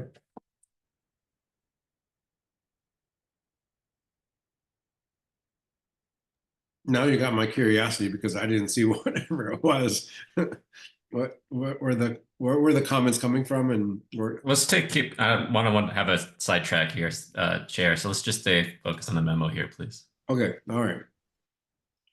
So, you know, the speakers have painted it that this is kind of an oversight, that, you know, MED updates their stuff every year and Boulder just hasn't kind of kept up. And it's time to bring ours, probably gonna, having been awake most of the night, and also I'm not there today because I have a respiratory thing, so I'm not maybe thinking clearly, but so our rules are falling behind MED rules. That was one of my take-home messages from the speakers, and perhaps I mean, I think we should be looking at our rules as opposed to MED rules, including this one. But I guess I'm wondering, Adam and or Brian, in your last paragraph of page 3, we are not aware of any specific health or safety concerns. If there were a health or safety concern that came to light either now or in the future, that change your thinking? Well, I'll just speak for myself. I mean, so dust, of course, exists in a lot of different kind of facilities, but I do think these activities generate dust, right? There's plant matter that's being ground, and that will generate dust. But you know, I don't think that it doesn't change my analysis. Not to repeat myself, but for the reasons that I just said, that the OSHA regulations already exist. Everyone has to comply with them. If you don't, it's a big deal.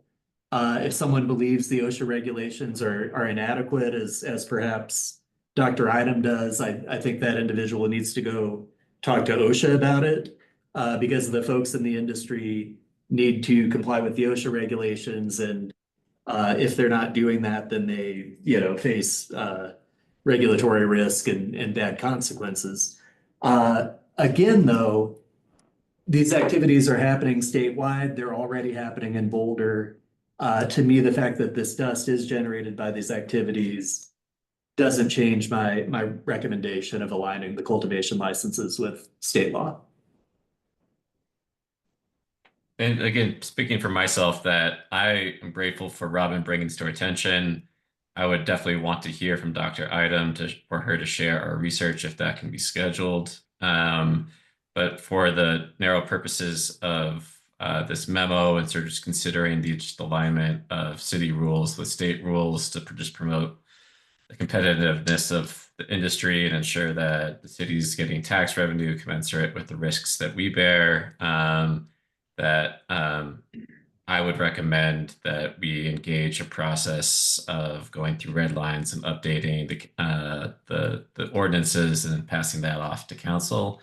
I'm also mindful that if we wanted to go through a process of engaging council and revising the ordinances, that there are many other things that might kind of fall under that kind of revision process.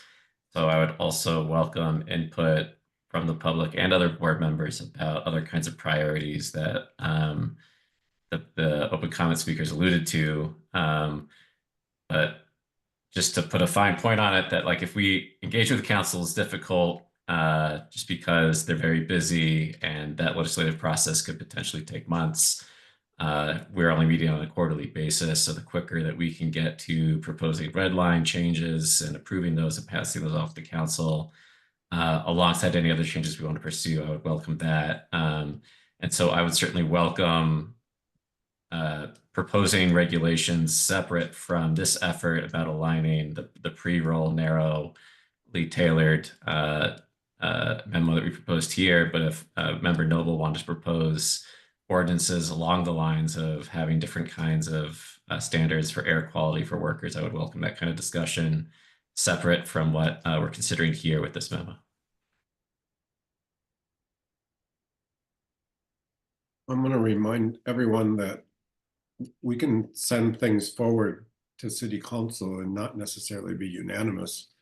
You know, in our discussion and things we moved forward on hospitality suites, which I think if I remember, there were 18 different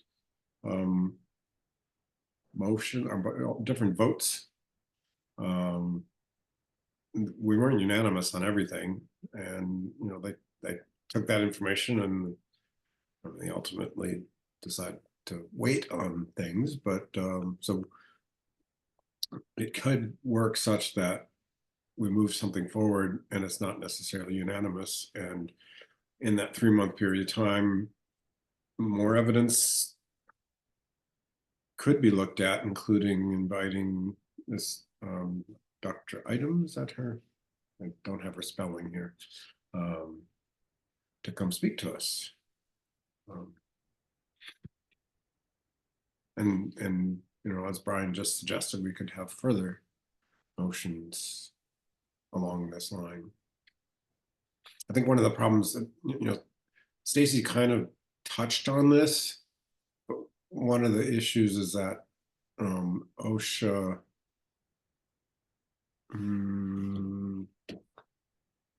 OSHA data gathering is not going to include where somebody works. So there isn't going to be any, in the near future, any good research looking at consequences of people working in cannabis businesses, differentiating it from other, as best I understand. What would you guess, Stacy? I mean, from OSHA directly, probably not, but it sounds like there's these independent research activities ongoing, which are really important. And, you know, likewise, to what Brian said, thank Robin for bringing that here. And I agree, it would be wonderful to have, I also don't know the pronunciation, but Dr. Adam come and speak to us. I would be really interested in that. I just, as I've said, feel like it's kind of merging things that maybe don't need to be merged at the moment, right? Like I feel like this question in front of us could be considered today in a semi-independent way of also waiting to hear more about this research-wise. I'm trying to pull up, I don't know where it went, our process. It's on here somewhere. Page 18 of your packet, or I can put it know. up on the screen if you would like. I know, the packet's gotten buried. Yep, so I've got it here in front of me now.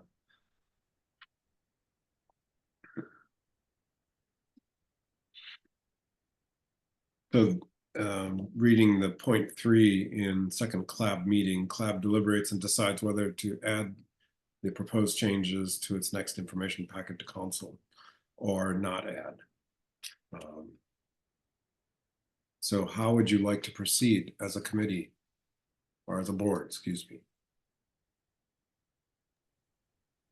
And I would be remiss if I didn't thank both Adam or it sounds like 98% Adam and 2% Brian, according to Brian. Brian did a lot more than that. I did more drafting than Brian, but he contributed a lot more than that. I would just direct the board to our conclusion that we recommend the BRC be revised to allow local cultivation licensees to exercise the full range of privileges afforded by state cultivation licenses. And so whether that is, and following our attorney's recommendation, if that is a degree of interpretive flexibility that staff is not allowed to exercise, then the route that's left before us, and correct me if I'm wrong, is then to sort of bring this before council or sort of start this process of introducing an information packet, start introducing red lines and things like that, and have that ready to go potentially for the April meeting. Staff, can the information packet preparation be done outside of a meeting? or approved by the board, or would that have to be deliberated and public commented at the April meeting before that goes into an information packet? So, if a motion is made and seconded, and with a majority vote, that this, policy suggestion form, be added, with this proposed change added to its next information packet memorandum to council. Step 5 is that licensing, that's us, provides you, the CLAB members, a shell or example IP memorandum. CLAB then prepares draft language to include in the IP memorandum to council. CLAB prepares proposed ordinance language to the implemented changes.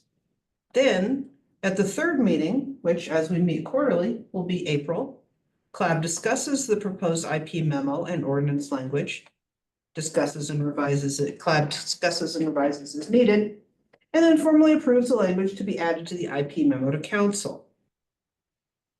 Following that, with an IP memorandum submission, or the IP memorandum along with proposed ordinance language are added to the council agenda by licensing and city attorney's office for the next available meeting. So if by motion and second and a majority vote, this moves on, we would be providing you with a shell or a sample IP memo for your continued work. All right, so before a motion might be made, does the city staff feel there's enough information in the packet if someone made a recommendation along that line? Is it clear enough? So let me reiterate what I hear you're saying.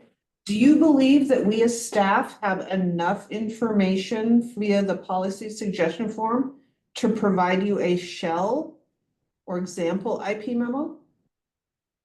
Not just the policy suggestion form, but the thing put together by, more importantly, I think, the thing put together by Adam and Bride.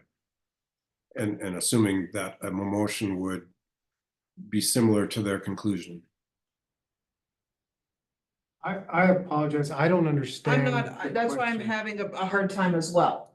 Well, so I'm not making a motion, but someone might recommend that, VRC be revised to allow local marijuana cultivation licenses to exercise the full range of privileges afforded by state cultivation licenses, as written in the memorandum. Okay. Is there enough information in there? That's what I'm asking. Is there enough information in there that you can see move where the forward? disconnect is here. I apologize. I see where the disconnect here is. So what we do is we provide you a template for the IP memo. Mhm. The CLAB prepares the draft language to put in the memo, and CLAB prepares the proposed ordinance language to implement or change. So that would be like redlining. Okay. Am I correct in my interpretation? Yes. Thank you. Kristen and Chair. Yeah. So this is obviously a little different from this was the change for CLAB was Correct. that if we were going to move something forward, we would do the IP memo to prep it. Mhm. One thing that I don't remember about that new process is we'll take a vote today if a motion comes forward, just as you described. Yes. Prior to that memo being submitted to council, would there be another conversation or consideration? Certainly. So, step 5, like I said, we provide you guys with the template. You as the board, now granted, you have to maintain your separate but apart, right? Together but apart, for meetings. You prepare the language to be included, you prepare the proposed ordinance language, or in this case, a red line. At the third CLAB meeting, which would be the meeting in April, you bring that forward, you provide it to us in a timely fashion so we can make sure it's in the packet. Then you discuss it, you make any revisions as necessary, and then you approve the language to be added to the IP memo to council. Once that is completed, then the IP memo submission, along with the proposed ordinance language, are added to council agenda by licensing and city attorney office for the council's next available meeting.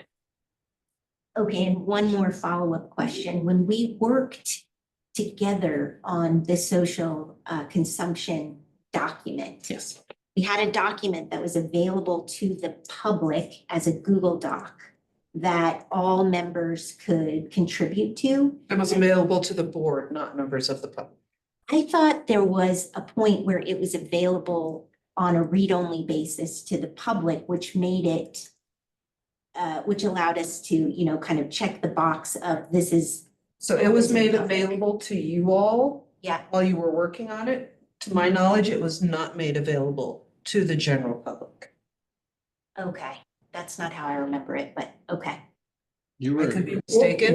One suggestion that I have to comply with the rules is discuss right now, if the motion passes, discuss what you would like to see in it. And since there's already a subcommittee and you already have all the research, you can move some of that just into the shell that we provide you. And then at the next meeting, everybody can go through it, make any suggestions that you might want. That might be the cleanest way, I like that idea. if the subcommittee is on board. Yeah, I probably would, you know, I'd be ready to go ahead and make that motion, which would just be to move forward to, you know, this next phase of drafting the IP memo. And, you know, I guess specifically what we would be moving forward would be the recommendation that the Boulder the BRC be revised. before, that's sounding like a motion, so hold on one second, Adam, if you don't mind. I'm gonna take the chair prerogative, because I think the person in the hybrid room that has the most institutional memory might be Rewa. I don't know, Rewa hasn't said anything yet. But, because I kind of remember what Robin said in terms of information being available to the public along the line of the process. I mean, was this memo available to the public? Do you know? It's an appendix on the website, I believe. It is, okay, all right. So it was available. Yeah, well, I don't want to get lost in the weeds of whether or not a Google no, Doc no, is I know, available I'm- to the public, but No, I know, but going forward, I mean, because, so if you can't tell, I'm just trying to hold off having the motion being made, because then we'll just move forward from there. why do you want to hold off, Chair? Oh, I'm trying to figure out the mechanics of how this will all play out. I believe that someone's going to make a motion. The committee will start drafting the IP memorandum and ordinance language, and then that will be included in the reading pack for April and be discussed at the April meeting. Okay, But I guess I'd suggest, you know, kind of stepwise, before we got really into the IP memo and the, you know, kind of more granular details of that. I think maybe it would make sense to, you know, have a motion. If there's debate on that, we can debate it and then vote on it. And then at that point, you know, we'd have some instruction to move forward with the memo and could really dive into the process of preparing it. okay. Well, then, as you said, Brian, let's not go into the weeds anymore. Does anybody else have any further discussion, or does someone want to make a motion? I would like to go ahead and move that the CLAB move forward to the next step of the process, namely drafting the IP memo, which will explore the recommendation that the BRC be revised to allow local marijuana cultivation licensees to exercise the full range of privileges afforded by state cultivation licenses. And just to be clear, that would encompass both retail and medical cultivation within that kind of general proposition, but it would be alignment with the privileges under the state licenses. Staff, does that motion sound clear enough?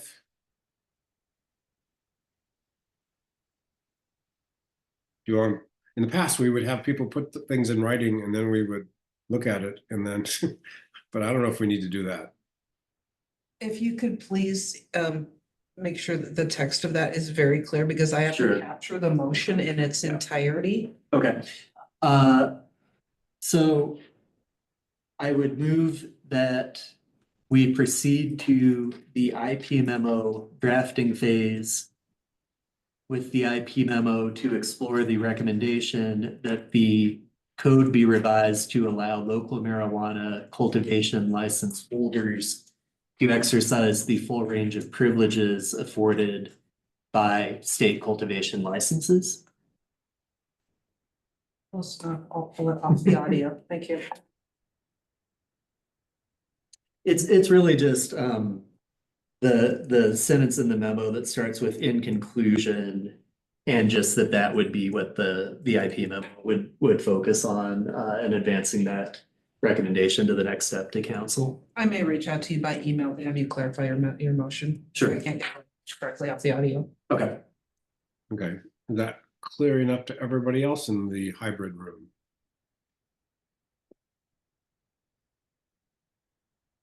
All right, is there a second on that? I will second. Brian seconds. Okay, and it's been a while since we've been in, if nothing else, every 3 months, but even longer. Is this where it'd be time for discussion, Roberto? I mean, we already had plenty of discussion, but It would be. that's what I thought. Just want to make sure. Is there any further discussion?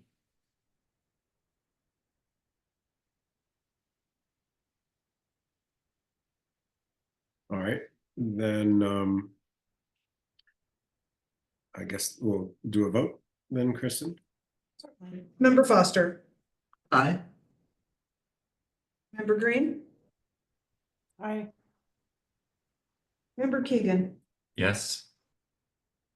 Member Kraiser, Yes. Member Kunzman. All right, so this is why I was asking earlier on the outcome of an abstention vote. Because honestly, this memo came out on 23rd.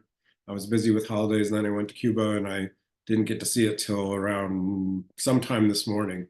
And I don't feel like I've gotten a chance to explore the issues. And I was quickly Googling the whole process to try to understand it better. And I don't feel like I've fully understood it. So if I abstain, that would be a yes vote.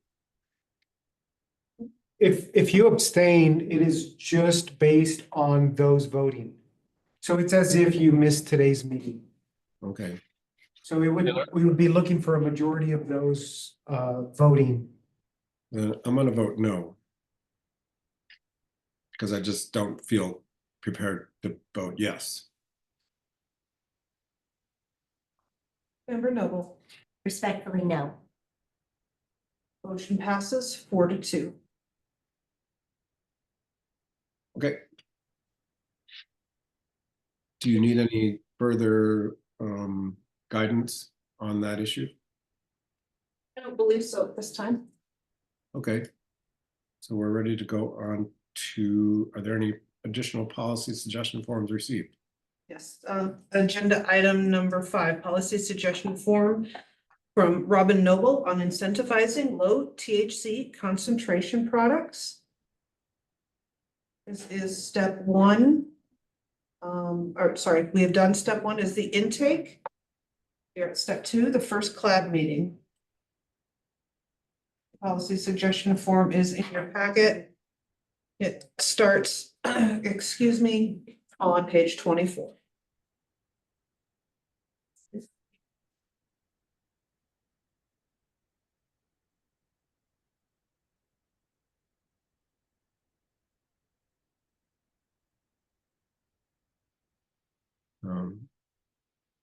I'm trying to find it because my CLAB packet is stuck on page 17.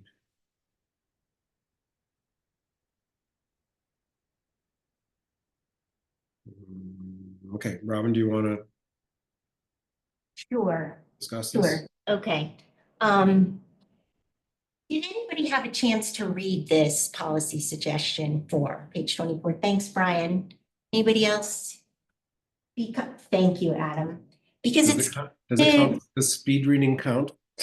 no, it's both, this idea is both very basic and probably extremely convoluted in some ways. But what I was noodling on was thinking about the last couple of meetings where we are at a bit of a crossroads on certain things around the industry and trying to balance this mission that we've been given to protect business interests and protect public health. And what I was wondering was, is there some novel way to, well, let me back up a little bit. While we've been going round and round and round on lots and lots of safety ideas and business ideas, one thing I think over the course of my time on this board that has evolved is research on concentrates and the potential harm. We're seeing a lot more media, a lot more research on impacts of concentrates, specifically on developing brains. So at the same time, we've got an industry that really changed, especially since the 2021 legislation that closed the medical card loophole for 18-year-olds to a large degree and stopped multi-dispensary purchasing. And I know industry folks don't necessarily feel that that's the biggest reason business has gone down, but it is one of the reasons. So how is it that we as a community do both parts of our mission? We as a board do both parts of our mission. So this idea says that if we could come up with a rule or a regulation that said, if your business sells 75% of its products at a low concentration of THC, in other words, less strong products, products that are a lot more mild in their intoxicating effect, if we, and a lot more mild on developing brains. If you were to sell 75% of your products at that lower potency, you would have a tax break on your overall sales. And another reason for this idea is that one of the things anecdotally we are hearing at the Capitol, and there was a Denver Post story on this that I put inside this suggestion form, is about consumers seeking weaker weed. That there is a problem, and I talked to Truman about this a little bit a couple of months ago. There are some issues with consumers being very turned off of the product because it's too strong.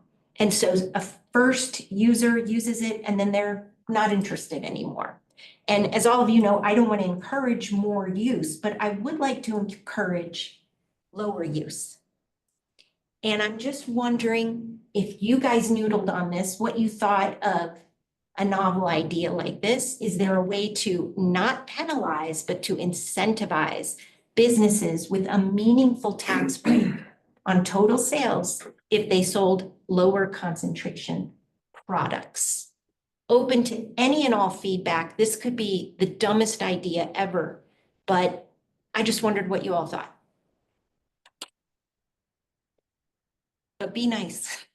Brian?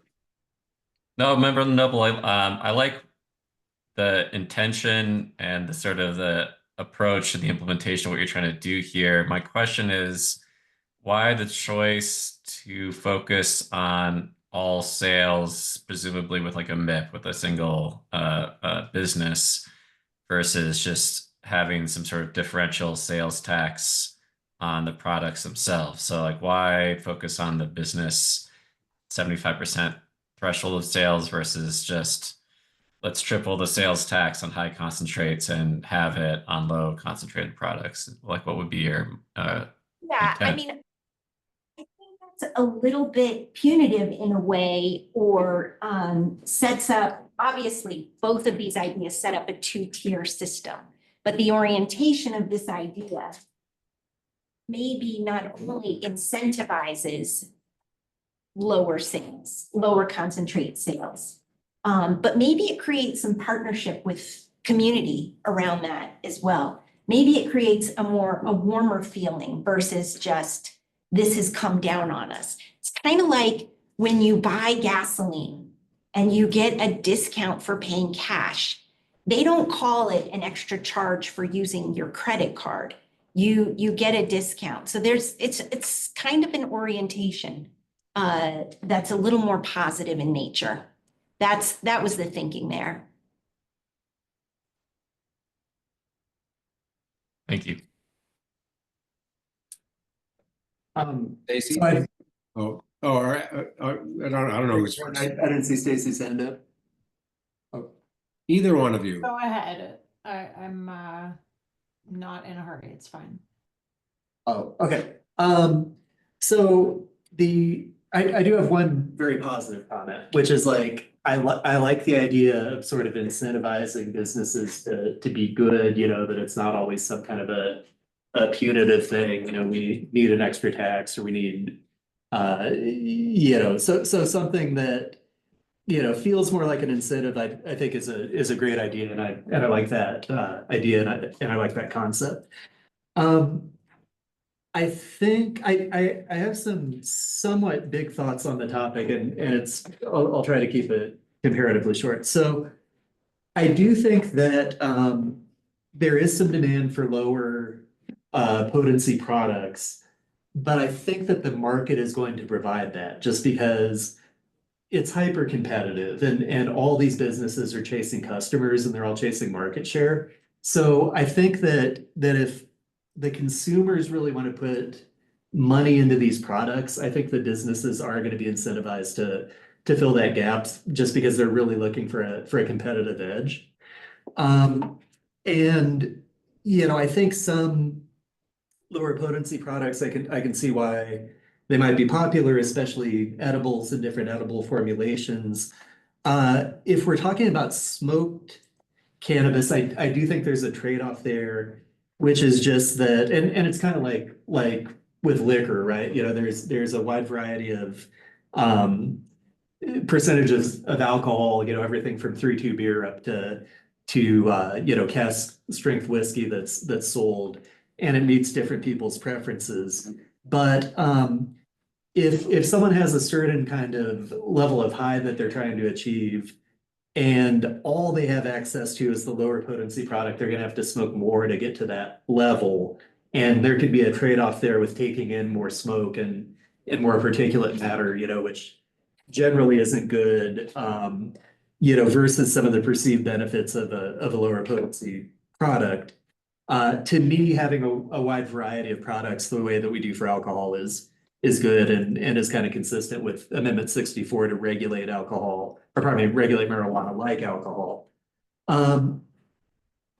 I do want to go back briefly to the discussion that we had with Dr. Samet, because they did a really comprehensive evidence review that was inconclusive as far as whether concentrates were particularly harmful or higher potency products were somehow different.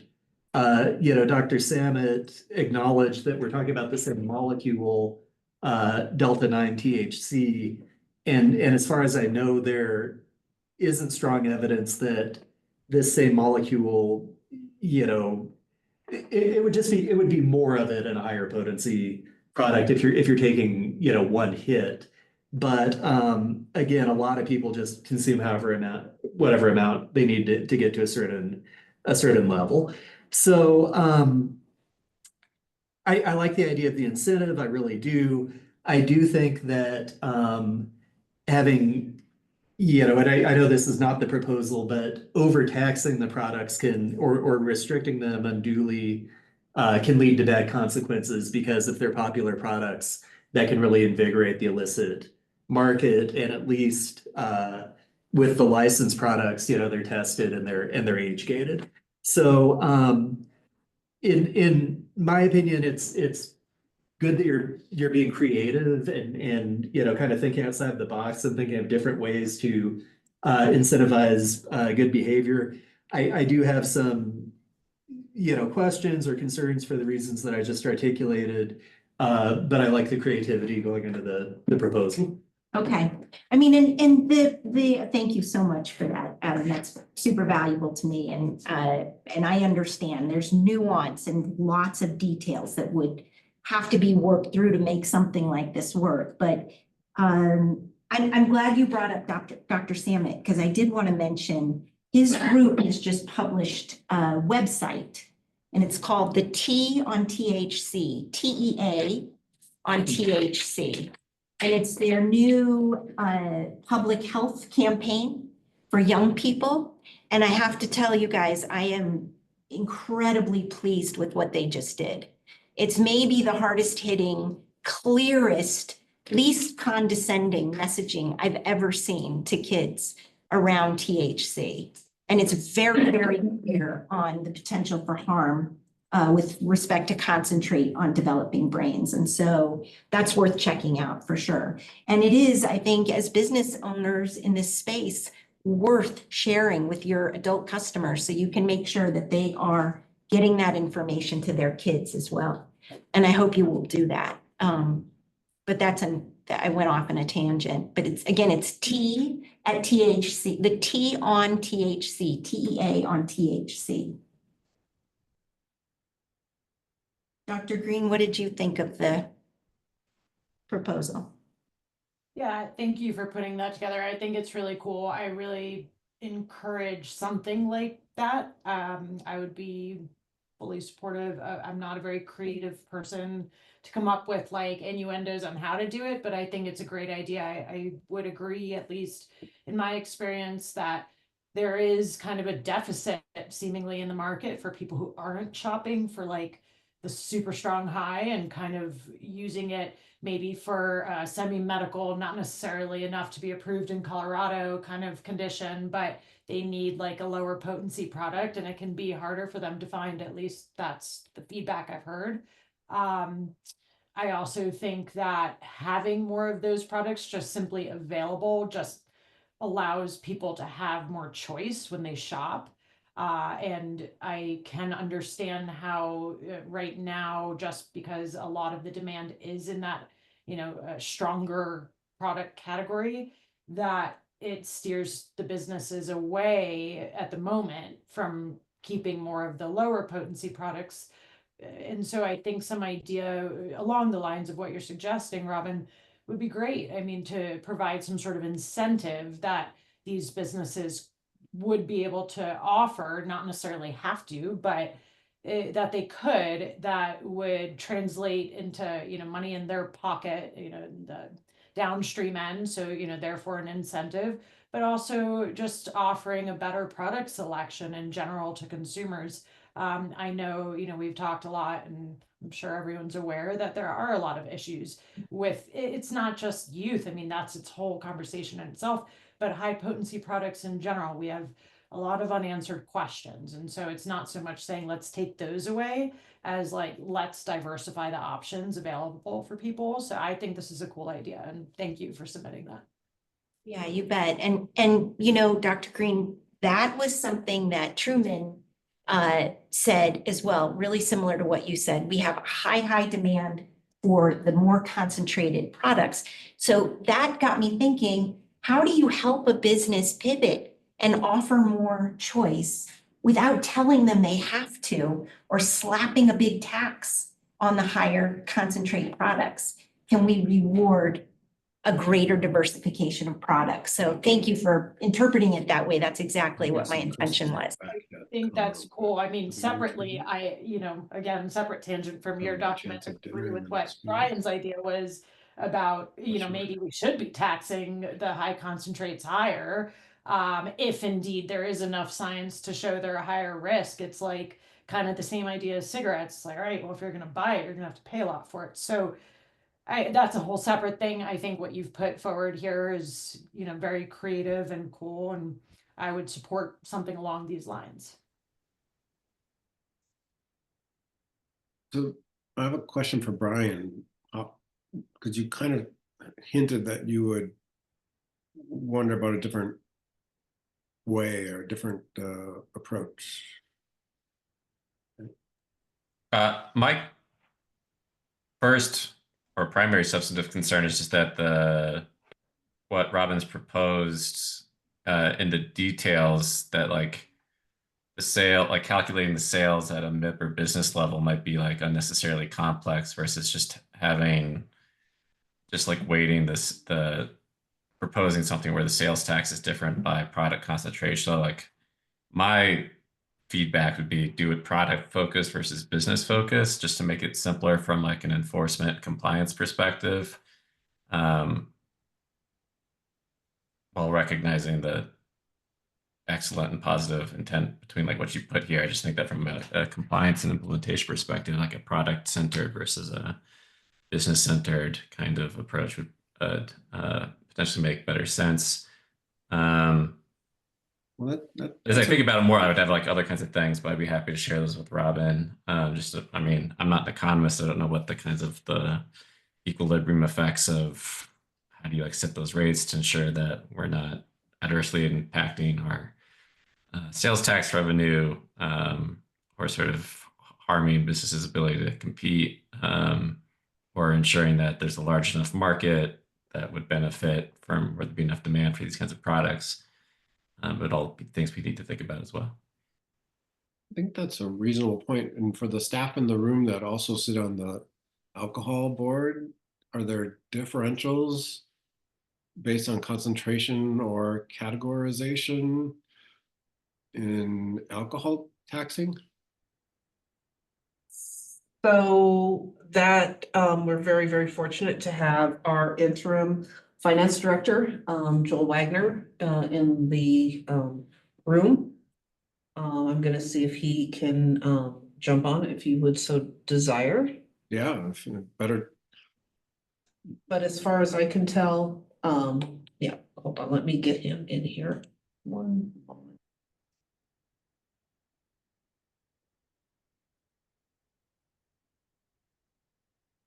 Hello, Joel. Hi, good evening. Can you all hear me? Joel. Yeah, thanks for joining us. Well, thanks for having me. So to answer the question, the city of Boulder does not have any differential taxes for differently taxed alcohol products, and I am a little bit out of my depth, but I think that the way that excise taxes work on alcohol, there are differential excise taxes at either the state level or the federal level on malt beverages versus distilled beverages. I would have to get a little bit more information for you. I'd have to, get those facts and get those back to you. It is important to note that generally excise taxes are taxes on businesses. So those hit people at the shelf versus what the city of Boulder typically has is sales taxes, and those hit people kind of at the checkout. So I'll look for some nods to see if that makes sense, or if anybody wants me to expand on that. So my summary of what you just said is that ultimately it's passed down to the consumer, but there may be a two-tiered gradient in the world of alcohol. Correct. Yeah, the city of Boulder's taxes are collected by businesses at checkout, and then are remitted. So what's with the going rate for a 6-pack of beer right now is let's call it $12. Any excise taxes that are charged to either distributors or the businesses, that's baked into the $12 price. And then sales tax, city of Boulder's rate is $9 and change. That's collected from the consumer on top of the $12, sticker price of the 12-pack, and then remitted to the city, the state, and the county. And then similarly, you know, if there's a differential excise tax on a bottle of liquor, that's at the sticker price, but our sales tax rate remains the same. And I'll stop there because I see member Green has her hand up. Lacy? It's more of a general thought, but like Robin's original idea would be, if I'm understanding it correctly, saving the businesses money at that level, like that's incentive. But if I'm hearing this, maybe there's also a way, or could instead be that the consumer is saving, right? Like if they're buying a low potency product and the high potency ones have a higher tax rate. So I'm just thinking that I mean, I'm definitely not an expert from the business side of this, but if presented to a consumer who isn't specifically shopping for a high potency product, they probably or might be inclined to get the lower potency if it saves them money. So you might be like hitting a group of constituents that is right now using high potency products and they don't want or need to, but then find that the low potency products become unsatisfactory later, which from my working experience happens a lot, right? Like people will start off on these concentrates and then smoking a joint does nothing for them. So that I'm wondering if, you know, doing this in a creative way that could both incentivize consumer and business could help. I know this isn't exactly a follow-up to Mr. Wagner's comments, but that's kind of what I was thinking as you were saying that there's these different levels it hits people or hits the business. Right? One question, this is maybe a question to staff, and I recognize this might require research, but just would this be subject to Tabor scrutiny so that if we wanted to propose a rule that changed the tax levels on cannabis products in any kind of model or way, would that require a ballot initiative under Tabor, or is there another mechanism by which the city can change sales tax on products outside of Tabor? So true taxes are subject to Tabor, which means it has to go through a ballot measure. Fees are different and those do not have to. But if it's a change to an already existing tax, then yes, Tabor does immediately kind of put the stops to it. Okay, that's just helpful for knowing just the scope of what would be involved or what, but your alley-oop about fees is maybe helpful for Robin to think about here as well. Robin? Thanks. And Dell, I want to definitely hear from you too. So just to close the loop on this particular point, say you had a business that had $100,000 in revenue and could identify that $75,000 of that revenue came from selling products that were at lower than a 15% concentration and 25,000 were above. Could you then give a rebate to that company of a certain amount of money because they hit that threshold? Or would that sort of make you have to do something with Tabor? Rebates are a little bit different, Okay. and that would be something that I'd have to do some research on. Okay. Okay. But so just to go back to your point, there already are taxes. So can you add a fee to a tax? I mean, can you add a fee to a product that already has a tax? Yes, so the difference between the fee and the tax, without pulling up the law in front of me, but the general difference between a fee and a tax is that a fee goes to offset something specific. So if a governmental entity is trying to raise revenue for a very specific purpose and not the general funding of that governmental entity, then it's a fee. And is not subject to, again, Tabor. Okay, so as Robin's thinking things through, she could potentially change it to have a fee on higher percentage concentrates.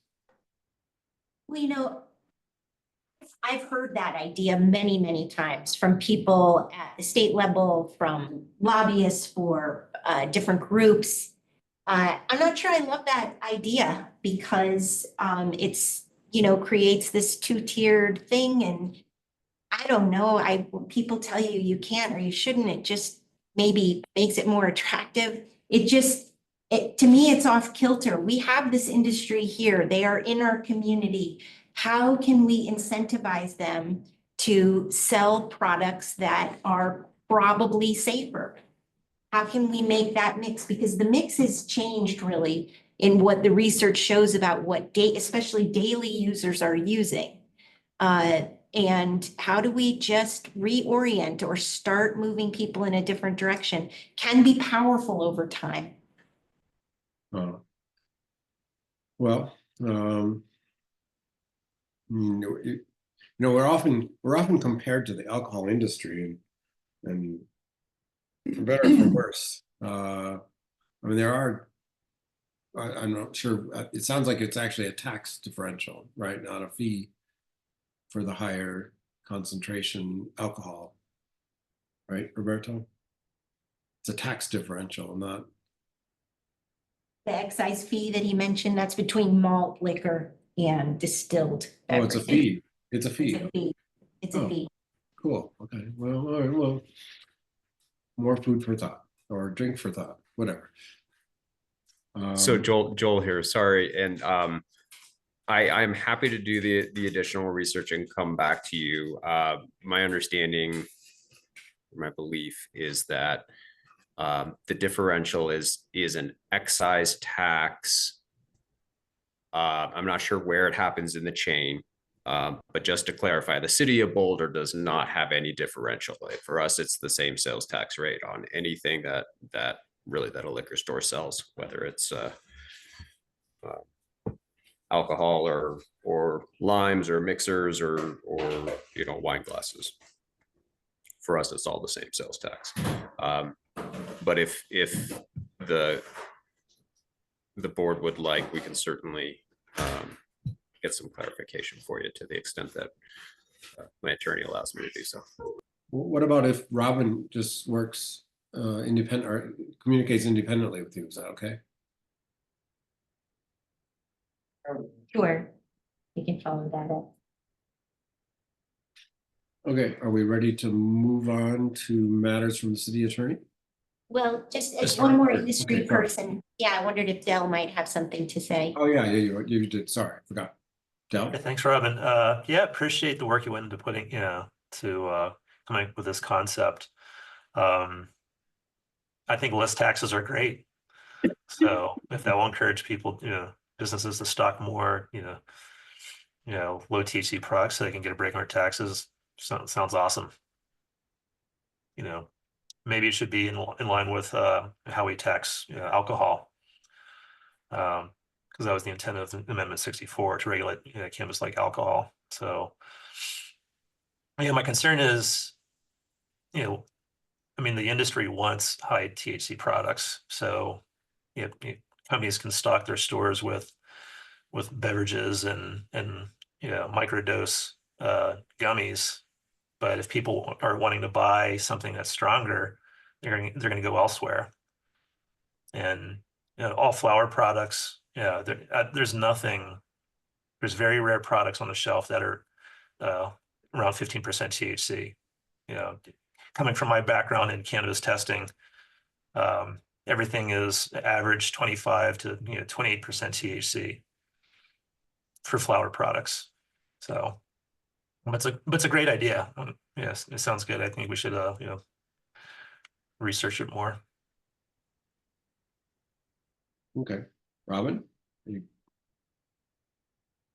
I appreciate everybody's feedback. I don't think I'm ready to make a motion in this particular meeting, but I would love to follow up with you, Adam, or follow up with you, Dale, individually, which I think is okay to do one-on-one, and maybe hone a few ideas to make sure it's beneficial to industry, and maybe we can carve something out that could be interesting and exciting and bold or novel and innovative. So I'm willing to put in some work and how about get back to you at the next meeting? Point of clarification, if I may, you're not making a motion. Are you withdrawing for this time Oh, huh. and then resubmitting upon further? It can just be held in abeyance as well. That might be helpful because what I don't want to trigger is a public comment in the next go round. I don't feel that it's ready for something like that. I was just gonna try and record on the form where we need to. I like Roberto's term. It's always a cool word. We're gonna hold in abeyance. Yeah. Thank you all. Matters from the city attorney. Speaking of Roberto.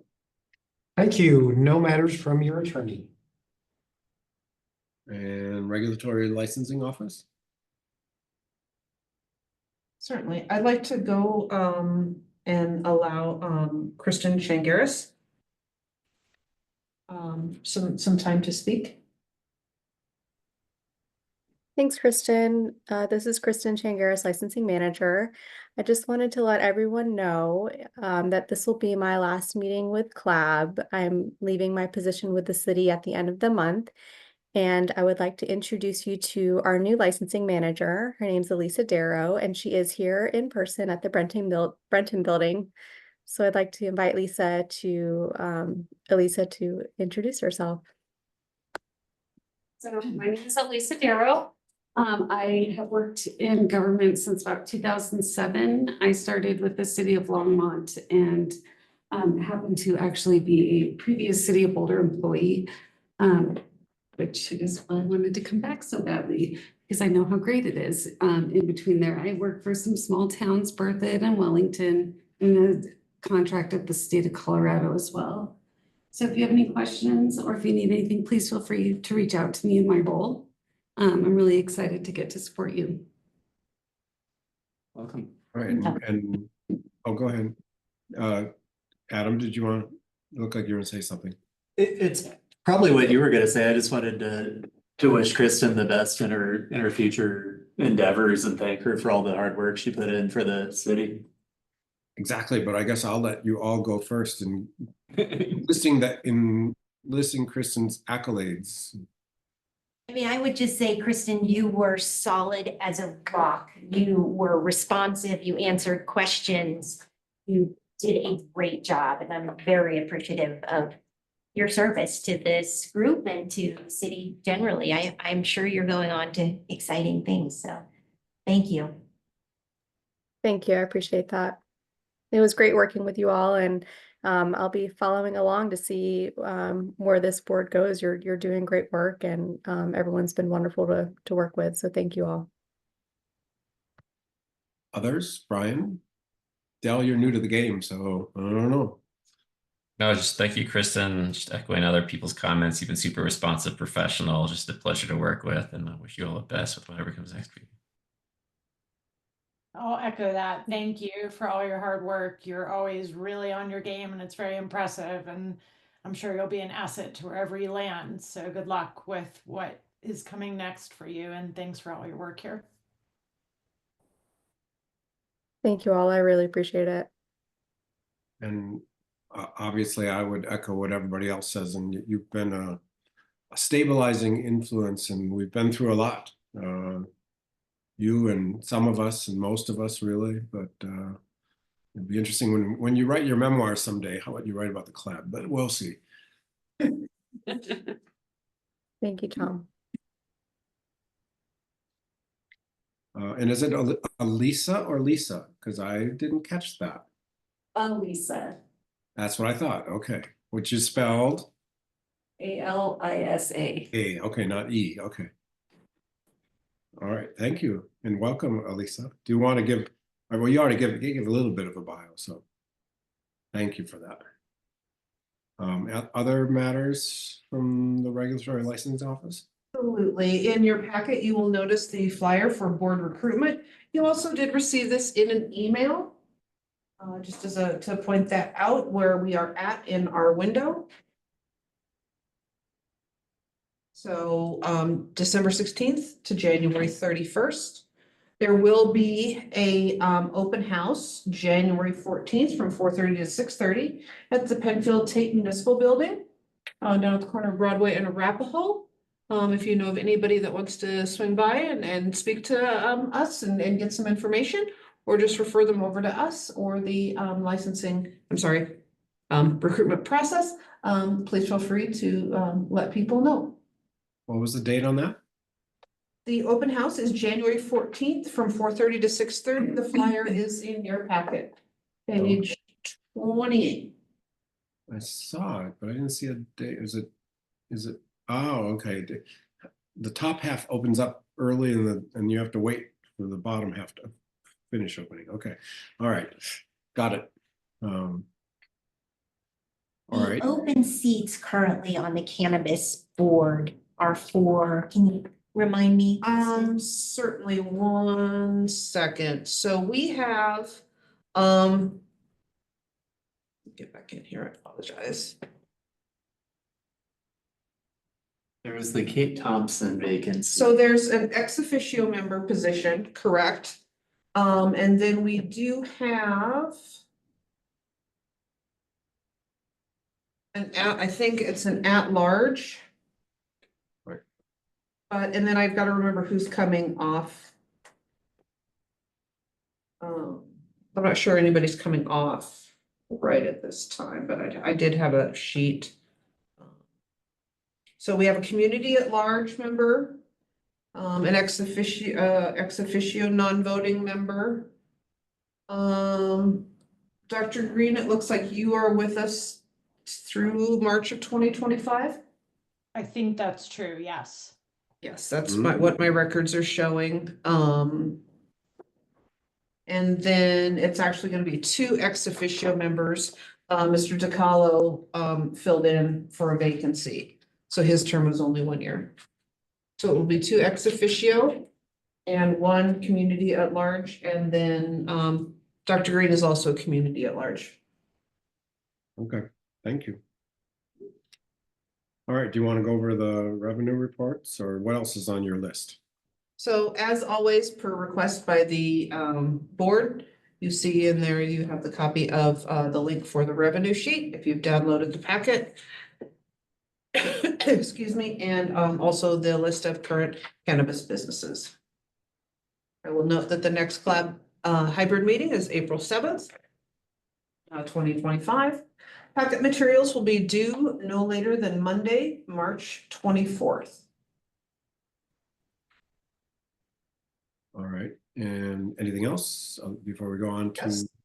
So we have the future to think about. We always hold our retreat after recruitment.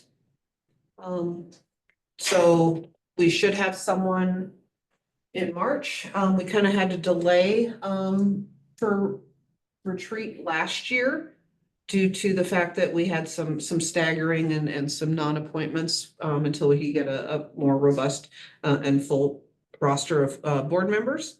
So just thinking about future retreat after recruitment. So just be on the lookout for that. That will be an in-person meeting and it will be here in the Brenton building when it does occur. So I just kind of wanted to throw that out to you on your radar. Maybe April-ish, May-ish? What are you thinking? More than likely, I would like to try and get it done sooner rather than later, just due to other time constraints. I'm not sure quite what other staff members have thoughts on that point, but it is always my preference to try and get it done sooner rather than later after a board appointments have concluded. Okay. All right. So more to come on that. Just watch your emails. More information forthcoming. That's all I have, Chair. Okay, members from the chair, vice chair, and members of the board. I know we have the article from Brian. Do you want to comment about that or? Y'all got a little bit of the flavor of this already in the memo, but just shared this article from the Colorado Sun that was just summarizing the kind of end of year reports about sales tax revenue falling. And so just bringing that to the attention of the board that as sales fall in the industry, so do sales taxes, and all the things that we do with our sales taxes are being hit by that as well. So just keeping that in mind. Thank you. For what it's worth, I've heard, although I haven't seen, and it's not in our office, but there may be legislation this year around intoxicating hemp and trying to get that better regulated. So I'll keep this board up to date if I am aware of anything. Okay. Thank you. Yeah. Is there anything else from anybody? Otherwise, I'll give you however how much time we decide that is, at least almost an hour or hour and a half or whatever we would have called the. So I do want to do just one thing that was under this. You had asked us to move the future meeting agenda items, Okay. speakers and scheduling to under your matters. I have on record Cannabis for potential April. I did receive an email from member Keegan with that. So would you like to try and move them forward as a speaker for April? If Brian, is that what you communicated, that they'd be? Yes, yes, as a student group at CU Boulder, they'd expressed an interest. I reached out to them to invite them, and they expressed a tentative interest in speaking to our board. Yes, if we're comfortable, I would like to have staff move forward with inviting them to the April meeting. I'm game. Anybody opposed to that idea? And Robin, do you have a sense as to whether Dr. I don't have it in front of me anymore. Yeah, would be. Yeah. Would she be willing to come? Yeah. I do think she would be willing to come. Yeah. How does the board feel about that?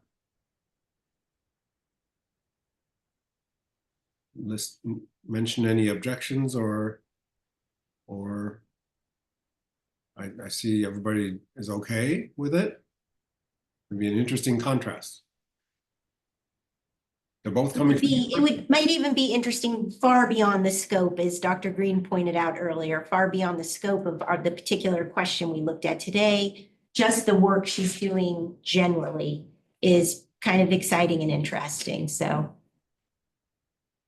okay, if the board's interested, I'd love to have her come and speak. When would you, as a board, entertain having her, keeping in mind the April will have the next step with the IP memo discussion and in live editing?